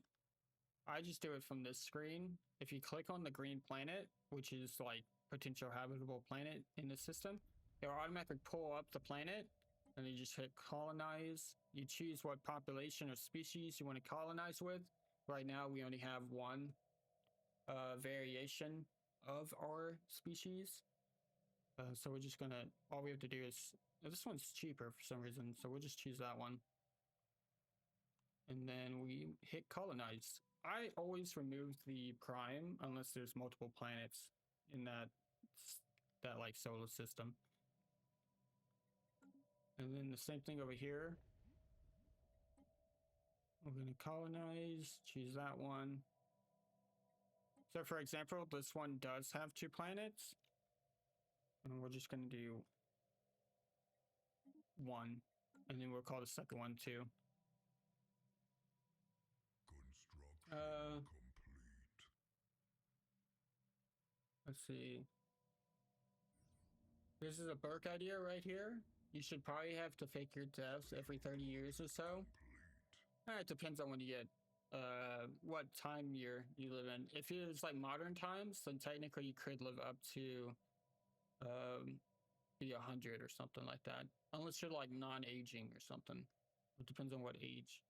They'd get exhausted. I get very attached to my loved ones. Letting go of them ritually would be devastating to me, like whole life reset. That is true. I get that, Dennis, completely. I kind of have the same opinion. I mean, would you trust anyone with the secret to immortality? I would probably only do it for my life partner or something. If you could pass it on, yeah, you probably wouldn't age. Okay, if I can make someone else immortal, then maybe, because I don't want to lose my significant other in favor of eternal life. Y'all sound like some vampires in chat. I'll be honest. That's some vampire shit right there.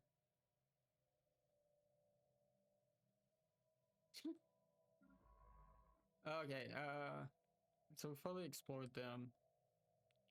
You're level 2, so we can actually come back and explore this an anomaly right here. Okay, maybe not. Research completed. The spark. Science finds this anomaly routine, so the anomaly will take 60 days to complete. Why is it not letting me research this one though? That is weird. I don't know why it's not letting me. Oh, probably because I have to move there. That's annoying.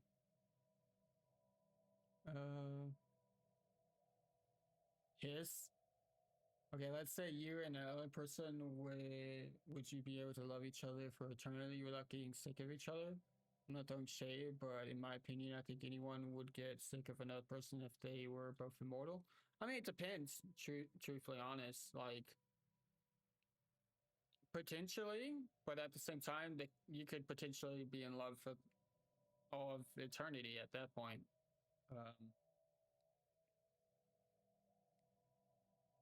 Because there's a lot that plays into what people consider love. Some people are literally just like destined to be together and stuff like that.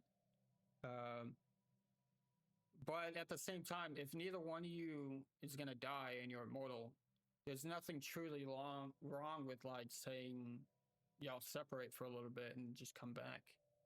Because at the end of the day, they're not gonna go away, right? You could literally move to the other side of the world and be like half a world apart or different hemispheres or something like that, and then after like 100 years, come back and meet up or something like that. But knowing that there is another person out there that cannot die or is in the same situation wouldn't be that terrible, in my opinion. As long as they couldn't like continue to make people immortal. That's the only thing you gotta worry about. Okay, we got engineering ship right here. You're gonna expand there. You're still waiting for them to finish exploring. Let's investigate. Go ahead and search that anomaly in that one. We're gonna have some issues. I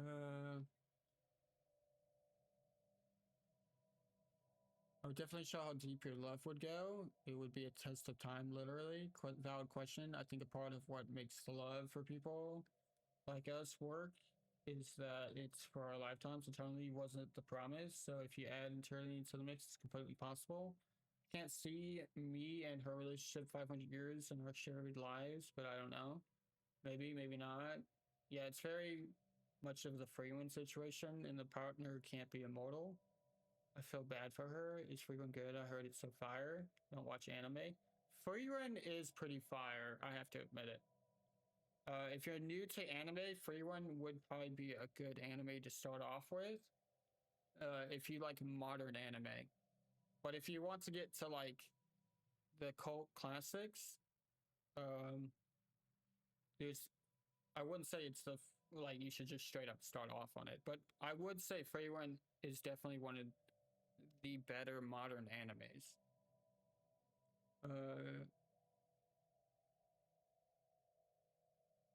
I haven't watched it, but I know the premise, so I'm trying to find good ones. Freerun is definitely an amazing tier of anime. If I was important, but a partner wasn't, would it be so painful when they die? 100% really good anime, immortal, not importance. So the difference being like, so for example, Dennis, when it comes to Freerun, it does a great job at like telling a story to an extent. It plays off of the traditional fantasy trope where Freerun is an elf. I'm not gonna spoil anything, but like, and like there's humans, there's mages, there's demons, that type of stuff. It is definitely a really great anime. But you may also, depending on your emotional level, you may end up crying at the same time. I actually haven't finished season 2 completely because I would put it on pause while I was focused on other things, but yeah.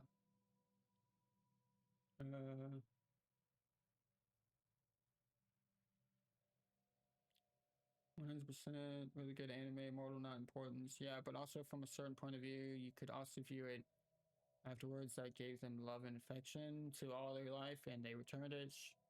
Sure, you would live on and eventually find love again, but again, you have to enjoy it while it lasts. I bet I'm gonna check it out on my totally legal and unpirated website. I mean, I'm just gonna say it. I grew up watching anime on Toonami, where it was free, right? You paid for cable. Came on cable. It was free to watch anime on there. I don't like Crunchyroll, and I don't like Funimation, because in my mind, anime should not be something you have to pay for at the end of the day. Like, and especially because Crunchyroll,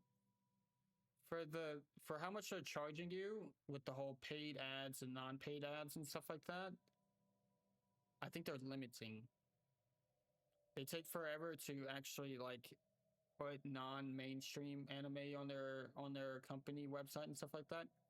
I'm not encouraging you to, to go that route and stuff like that. But all I'm gonna say is I don't pay for my subscriptions when it comes to anime. Most of them got taken down recently, by the way. Shit, I'm gonna have to see if mine still exists. Oh, I may post something in the Discord later. Is all I'm gonna say. Some of y'all, this may change your life. All I'm gonna say is make sure you have a VPN and you use like an ad blocker. But I'm about to put y'all on some crazy shit. I mean, yeah, that's true too, but then you'd also probably have more than one great love for all the eternity. Isn't this mixing it up? We were saying you and one other person get some immortality, but the pain of seeing the other die would literally mean they significant other don't have immortality. You know, if my and partner both have immortality, it would work, but if it's just me, it would be sad. Yeah, exactly. I'm in the same category as Arcadia, where if I'm the only one with immortality, I honestly don't think I could have a significant other at that point. Like, I'm not saying you know, can't get with people, but I would definitely not have a significant other if I was the only immortal. If there was another immortal, it'd be different. That's why you're my goat. Yeah. I got you. Okay. We got some researches unlocked. We can go with naval capacity, which right now our naval capacity is 50. That's quite a lot starting out because I'm pretty sure corvettes count only as one naval capacity. So we'd have like 50 ships starting out. Off-world trading company, don't care. Grants a small amount of influence. We are like halfway done with this one already. So we will choose that one. It also speeds up first contact speed. Allows for our renowned leaders to appear. It's also really great. For this one, which is our engineering, which is mostly going to be focused on military tech, for those that don't know. We could do Corvette build time. This wouldn't be terrible. I'm going to go with the space torpedo, though, as a weapon system. I'm also an Arcadius corner on that one. I get too attached to people, as I said. Loss would be too devastating to go through ritually. Exactly. I'm the same way. Yeah, that's me too. Yeah. Exactly. We're in agreement here, right?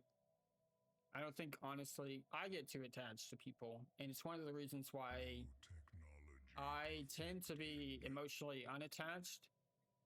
Funny enough, in real life, outside of like the internet and stuff like that, because for me, the internet and playing like games online or streaming and stuff like that, I'm here to have fun.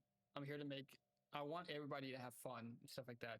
But in the real world, I'm so emotionally detached to everybody around me that it is entirely insane, right?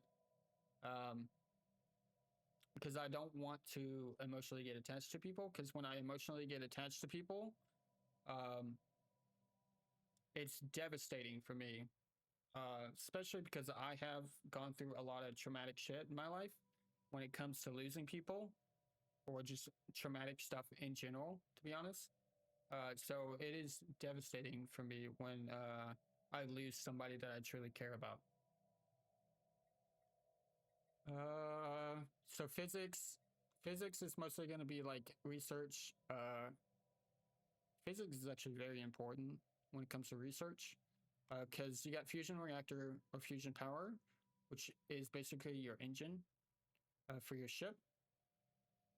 Quantum, which is going to be more of like research speed and stuff like that, sort of like this administrative AI, which is the quickest that's going to finish, and we're going to choose. It's going to give increased research speed at the same time. We love you. I appreciate that so much.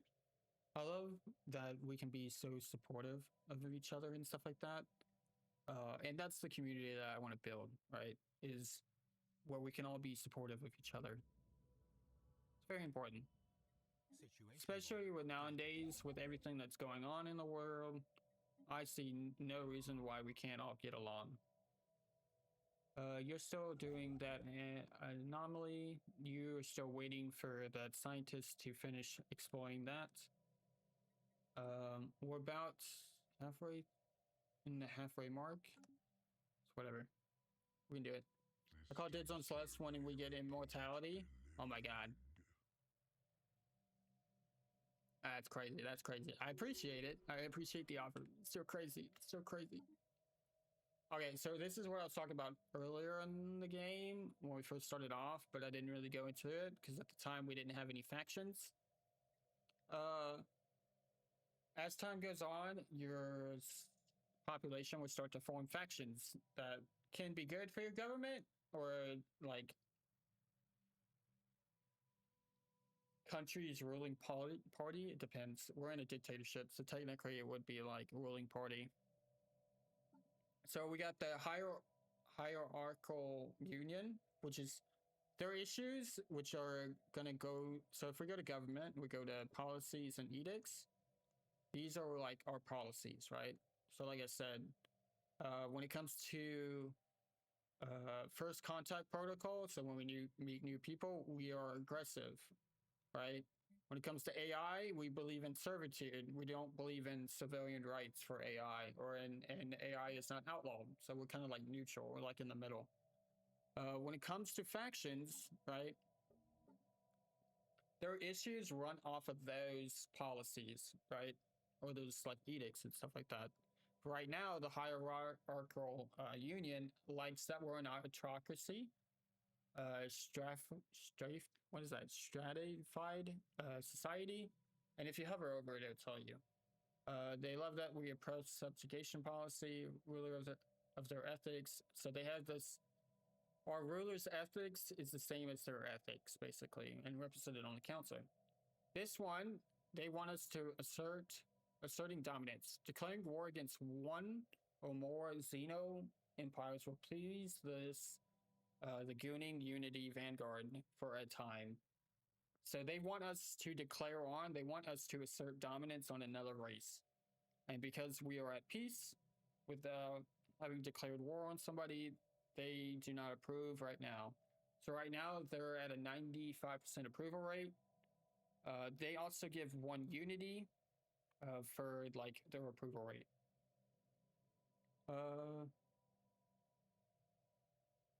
I always use democracy for instant factions.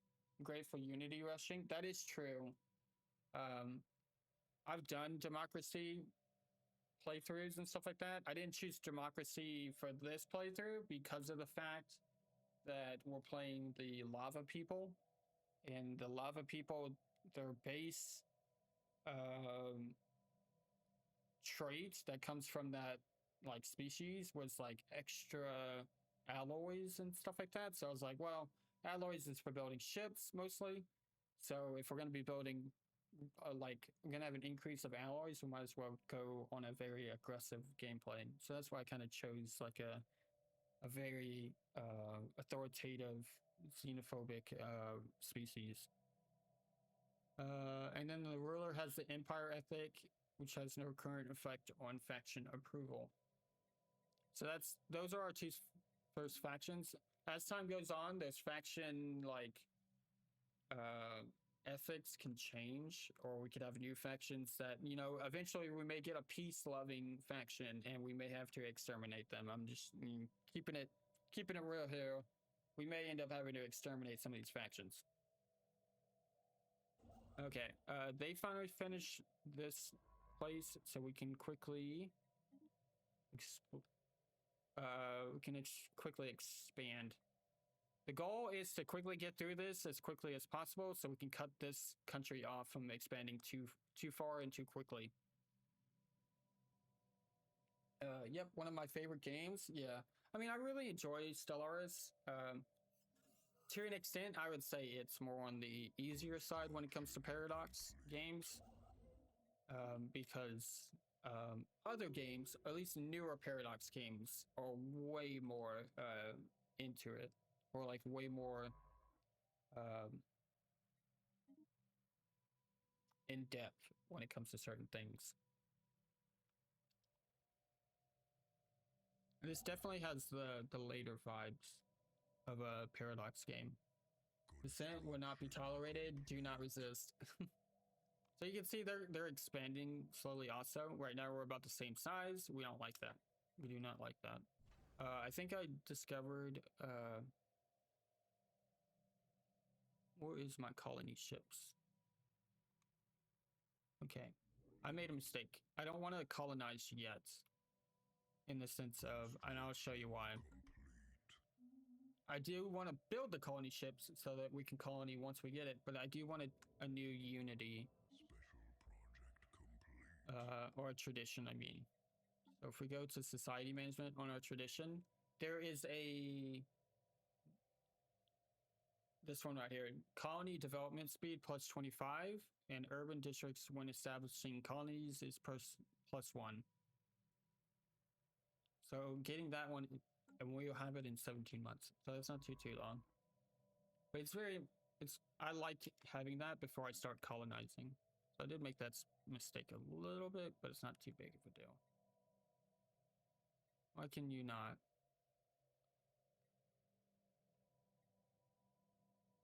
Why can you not research that yet? Alright, you're done, so you can come over here.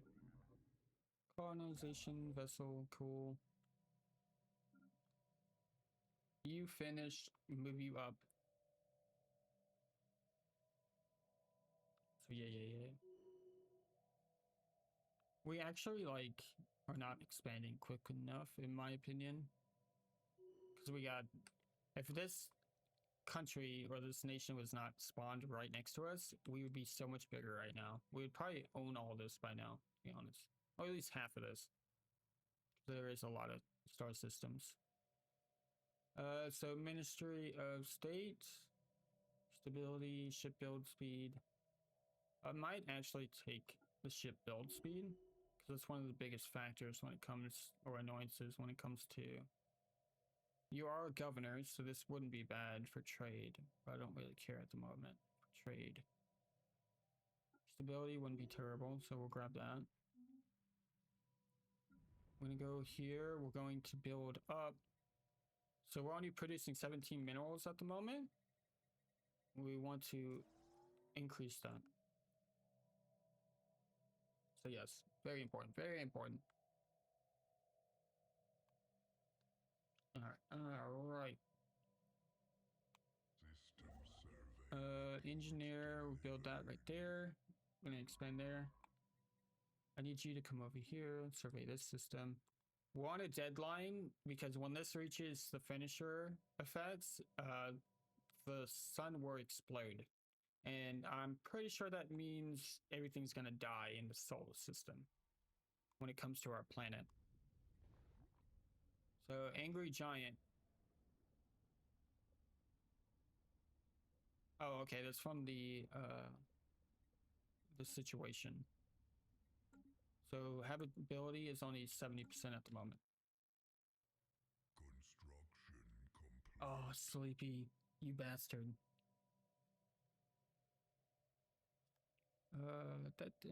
Let's see. There it is. Sleepy turned me into a bunny maid. God damn it. I was clicking the wrong one. Damn, reminds me of the Doomsday Origin, but taken to a greater extreme. Yeah, exactly.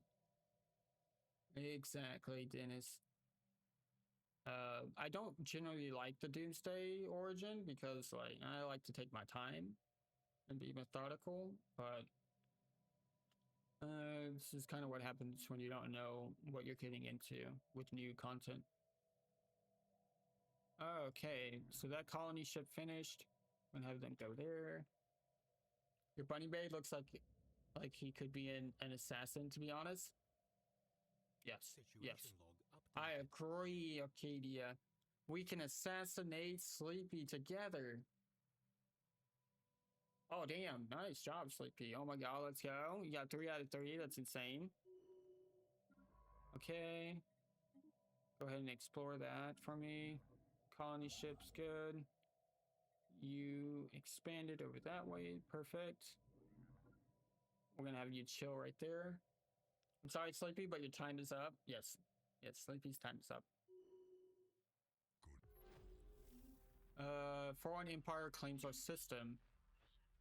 Oh, so this foreign empire is now claiming parts of our system. That's cool. Oh, we discovered a new alien. Okay, we're gonna come over here. We're gonna go to espionage, and we're gonna assign this guy to start doing some espionage on them. Because we may end up going to war pretty soon. Alpine, Tomb World, and Arctic World. These are super bad for our species. We're gonna build stuff there. Cool.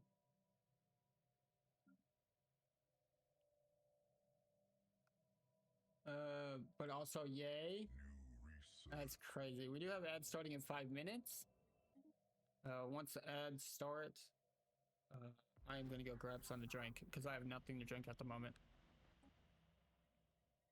Okay, production. Don't care about army at the moment. Keep searching. It's fine. You finished. Great. You are now level 3, so we can go to this project. No. Can we move here? Oh, they made it to where you can direct move to places now. That's great, actually. I was a little skeptical with this like limited range because it used to be like longest you were able to move down the line, it would just go from like here to here to here to here to here.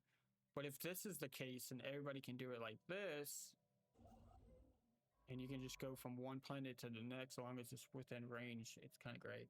Uno rules to win again. Rip Sleepy. Oof. Damn. Oh, Katie hits you with the reverse. Oh, rip. Rip. Rip Sleepy. Let's see. So you're gonna explore there, which also means like, if that's the case, then choke points may be an issue later. Because it used to just like build these massive choke points, and they could never reach your core system. What are you? You're like some aliens. Are you? Oh, okay. That's not good.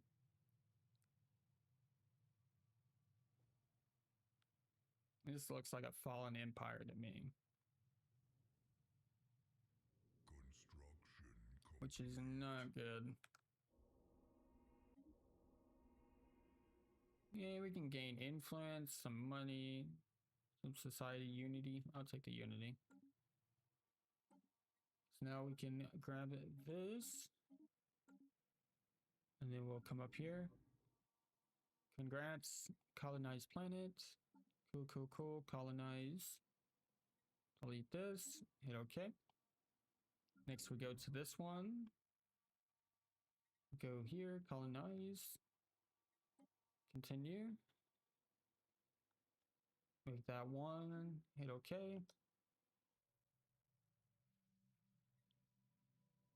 Ads are starting in 2 minutes. Okay, you finished exploring that. Let's come this way.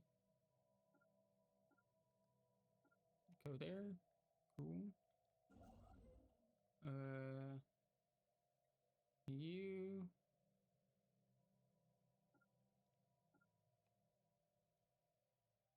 Can you teleport here? Actually, you could. That would be great. Let's see, let's see.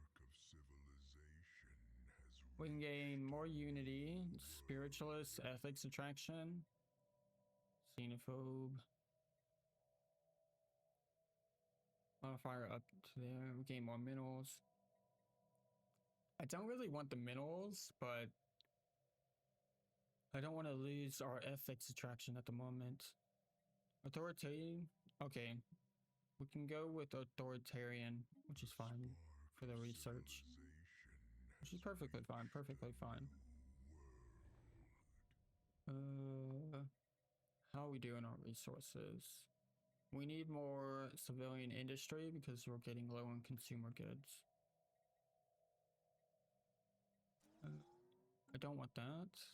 This just gives me housing. That's right. And archives. Big turn consumer goods into that.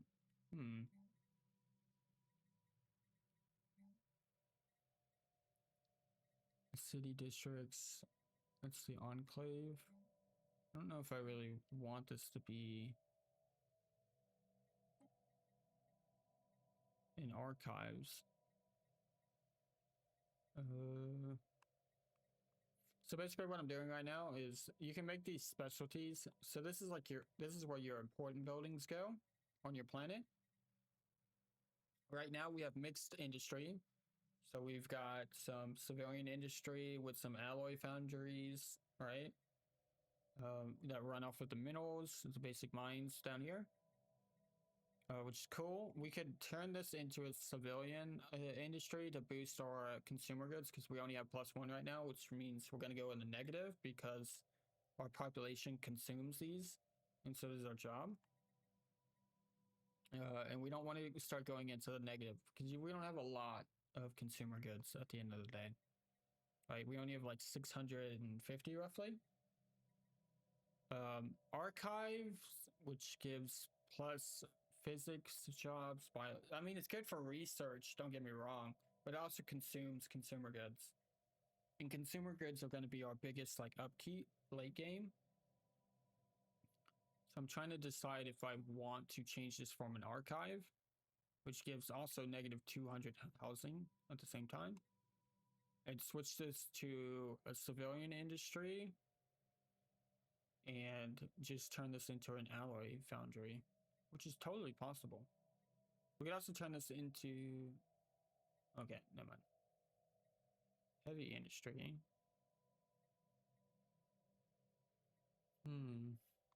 Urban expansion we don't want. Research, whatever. At the same time, if we lose this planet,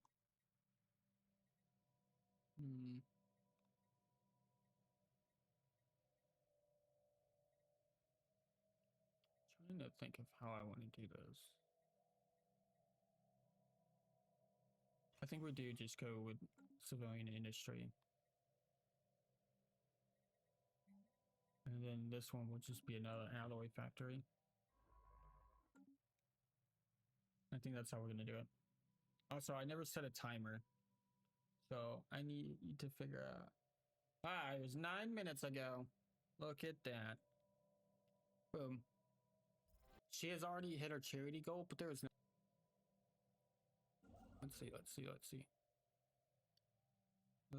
You can't do anything at the moment. System survey. You can come down here, but you can't do anything at the same time. Council agenda ready. Okay. We can research this. We can actually move you over here now.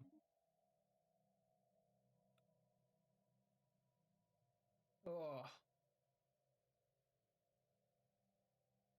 Oh my god. Oh my wrists are popping. It's like crazy. Like fireworks in my ear. Okay, engineering ship. Shining a light into darkness. Nice, we got that research done. Genetics clinic is not terrible. It gives it turns consumer goods into amenities, population growth speed, monthly organic pop growth multiplier. It's good, but it's also like not the best starting out at the end of the day. It also costs 1 exotic gas, which we do not have the ability to produce at the moment. So literally this, I hate that they give it so early because it like really doesn't, you can't even really use it unless you like manually buy exotic gas from the world market or the galactic market, which we don't think we can do at the moment. But we can grab this xenobiology lab research. Oh my god. Okay, we finished that agenda. We'll expand the council so we can grab that empty council spot. Okay, back to immortality. I wouldn't mind as much as I much if I live for centuries. I just think 80 years on average is too short. That is valid. I can see what you mean, but it really depends. Like for me, when it comes to like immortality or the level 1 thing, an anomaly here. So how many centuries are optimal for you? Like I wouldn't want to. Like 80 years is a long time. Don't get me wrong. And in our lifetimes, 80 years is gonna be like insane. Like to be honest, like I'm 29, right? Next year will be 30. Another 50 years would be what 2070. Oh my god, 2077. That's kind of crazy. That's like cyberpunk. But like when I think about what is the time, what is that weird timing on that? That's crazy. I just realized I was born on the I was born in 1997, so 2077 is actually a valid year for me. It's kind of crazy. But yeah, so I'll be 80 in 2077, which we may or may not be like completely different than modern day society, right? Trying to predict 50 years in modern time is like really hard to do. Now, if it was like the 1900s, you know, from 1950 to 2000, a lot happened, but in the grand scheme of it, it wasn't until the .com bubble in when we hit like globalization, basically. Like we went from the industrial period to globalization in the span of 100 years. Like think about that for a second. Not industrialization, but like I think it was 200 years. But technology has advanced really fucking quick, is what I'm getting at. From like the 1970s to today, right? 50 years from now, I mean, we're already in the aspect of developing AI.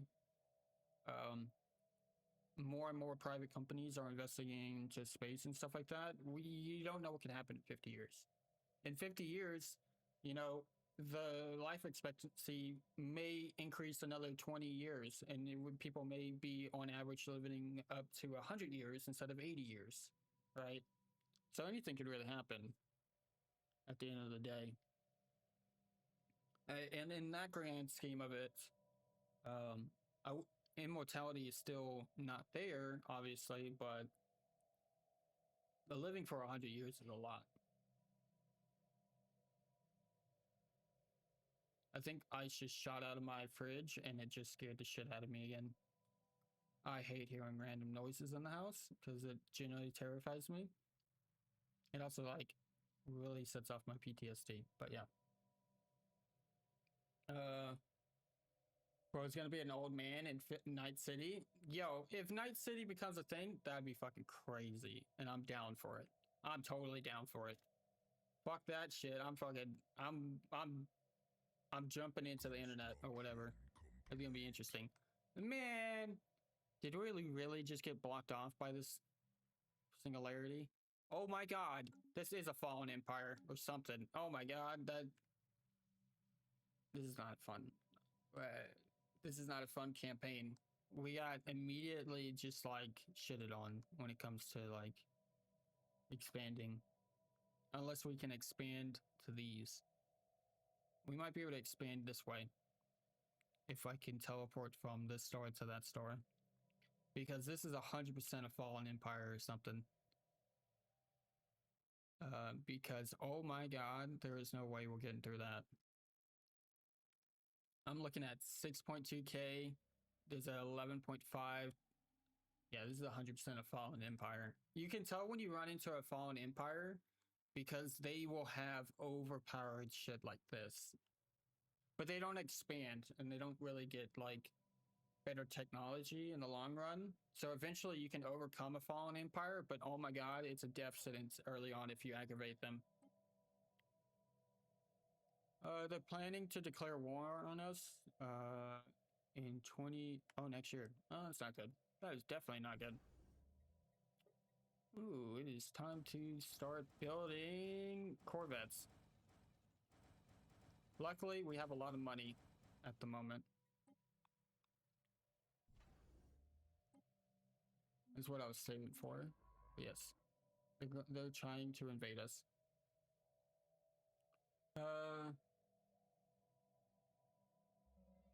I'd be okay with living 1.5 centuries because that feels long enough.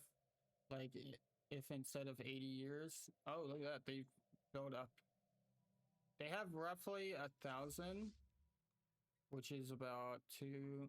Oh, they don't have a lot of ships. They have 12 ships in total. Oh, okay. Interesting. We're about to have a lot. Oh, but our ships are poopy. Oh, okay. This is gonna be interesting. What are you? Ship and weapon damage, military ship hull. I'm gonna go with this guy. Oh, this is just one ship. Or is it? Is it one ship? No, it's 5. Ew, that sucks. Oh, this is gonna be kind of. We'll see. We'll see how it goes. Okay, we're gonna go with that one. We are gonna mass produce the shit out of these Corvettes, though. If we can get 50 Corvettes, we're gonna just swarm the shit out of them.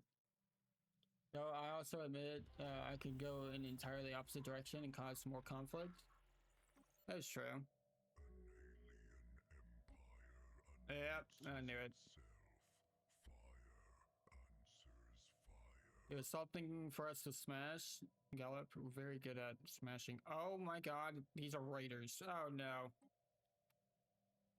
That's even worse. That's actually really bad.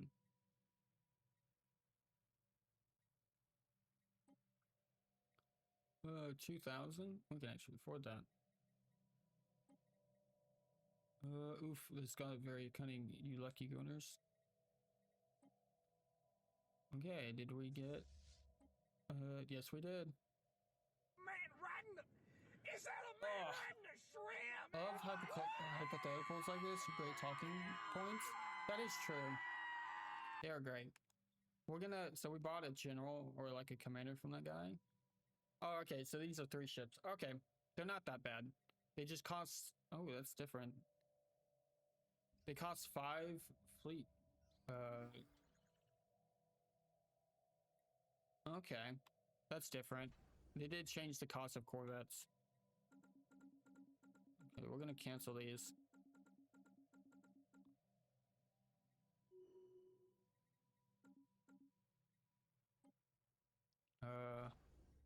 We're still gonna build up until we get 50. But, okay. We'll see. We'll see how this goes. We're gonna build a spaceport here. We are almost out of minerals. We're gonna have you do that, do that. Exploration, you can't reach that. You can go here and then here, so that's great. I'm gonna have you survey this system. I'm gonna have you go here. Cool. They declared war on us.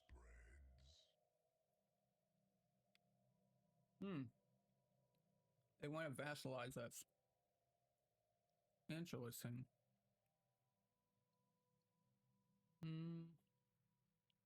Kind of want to conquer.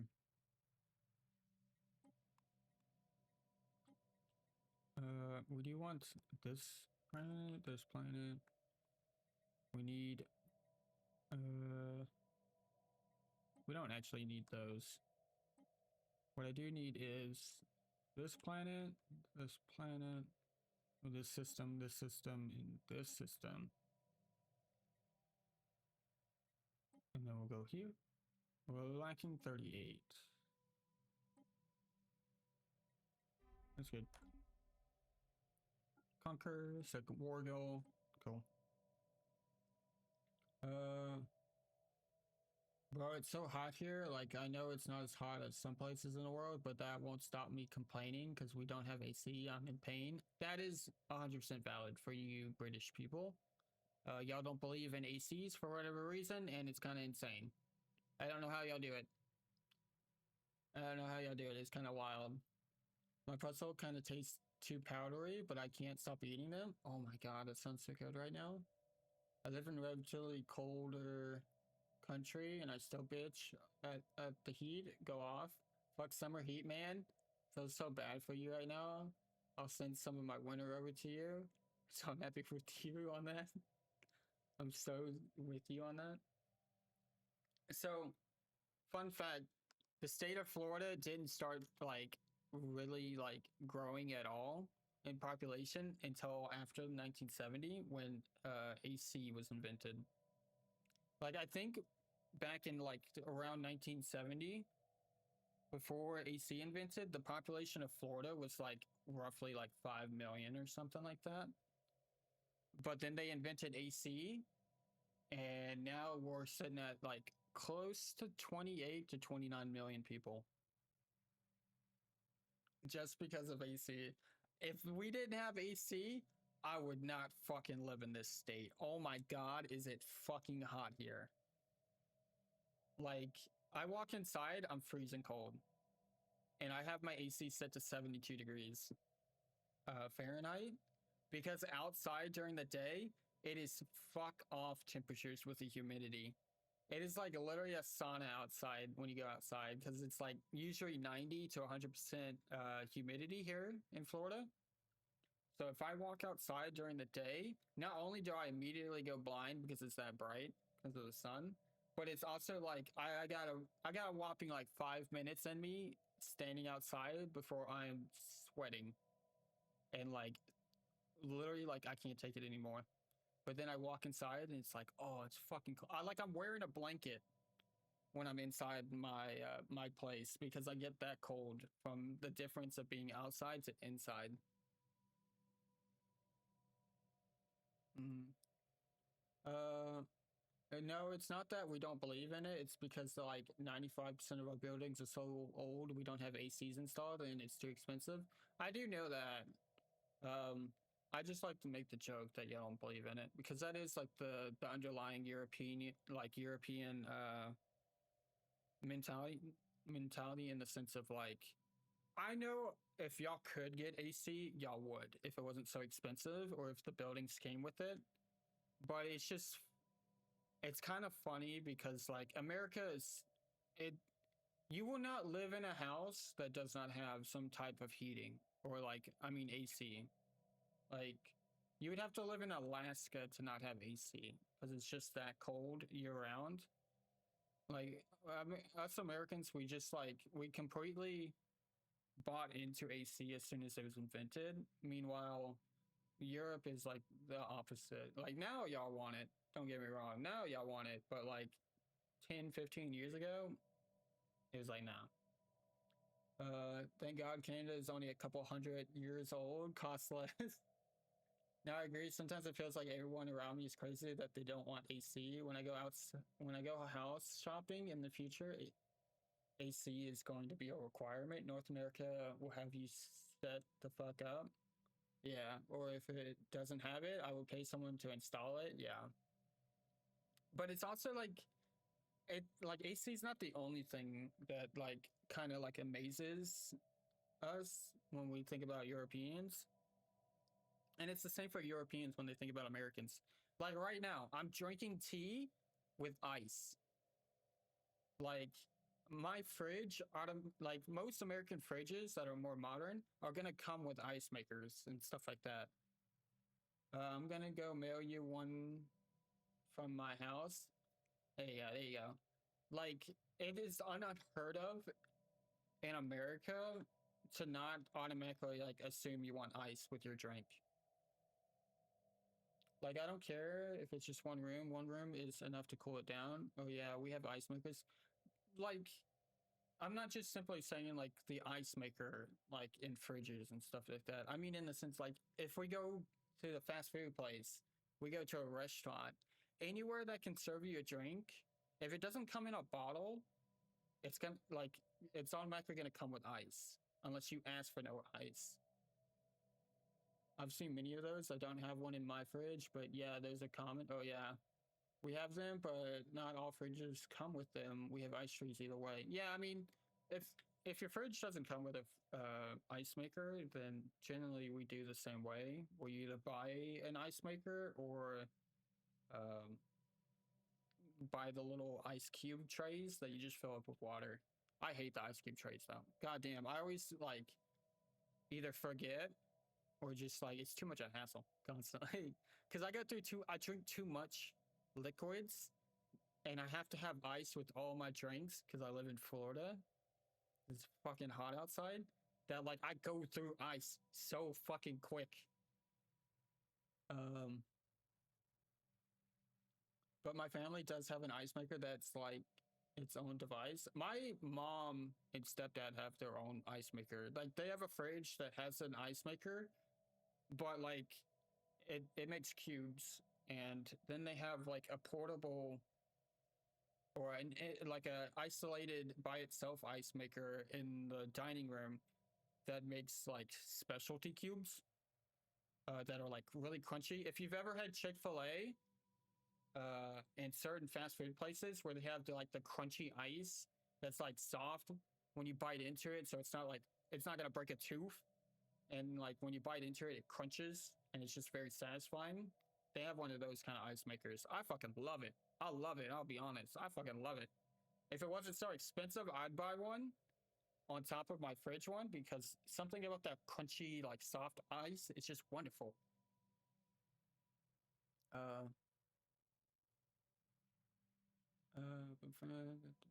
It's on automatic ice makers are so convenient, man. They really are. My mom also hates ice cube trays, left my ass off, hence why we have an automatic one. Yeah, it's just too much effort.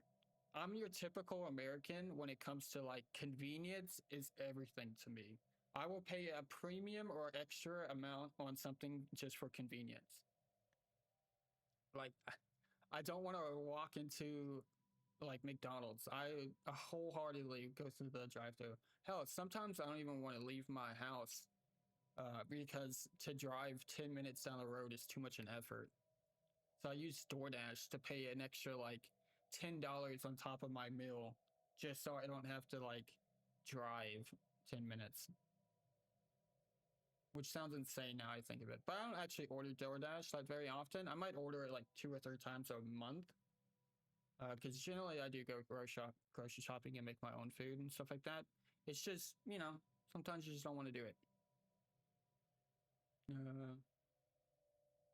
I experienced life without an ice maker when I first moved to uni dorms, and my God, I thought it was a struggle. Buying bags of ice every week, we had to use ice trays would. But having to use ice trays, I would actually be kind of useful now that I think about it. That's so real, true. Yeah. Like it wasn't until this place and my last place that I had a fridge with an ice maker. Before it was like I used ice ice trays. So like if it's a necessity, or I mean if I don't have it, then obviously we are about to raid out here in about 2 minutes. I know that we didn't get a lot accomplished. I said this at the beginning when I started Stellaris. The plan going forward is when it comes to strategy games like Stellaris,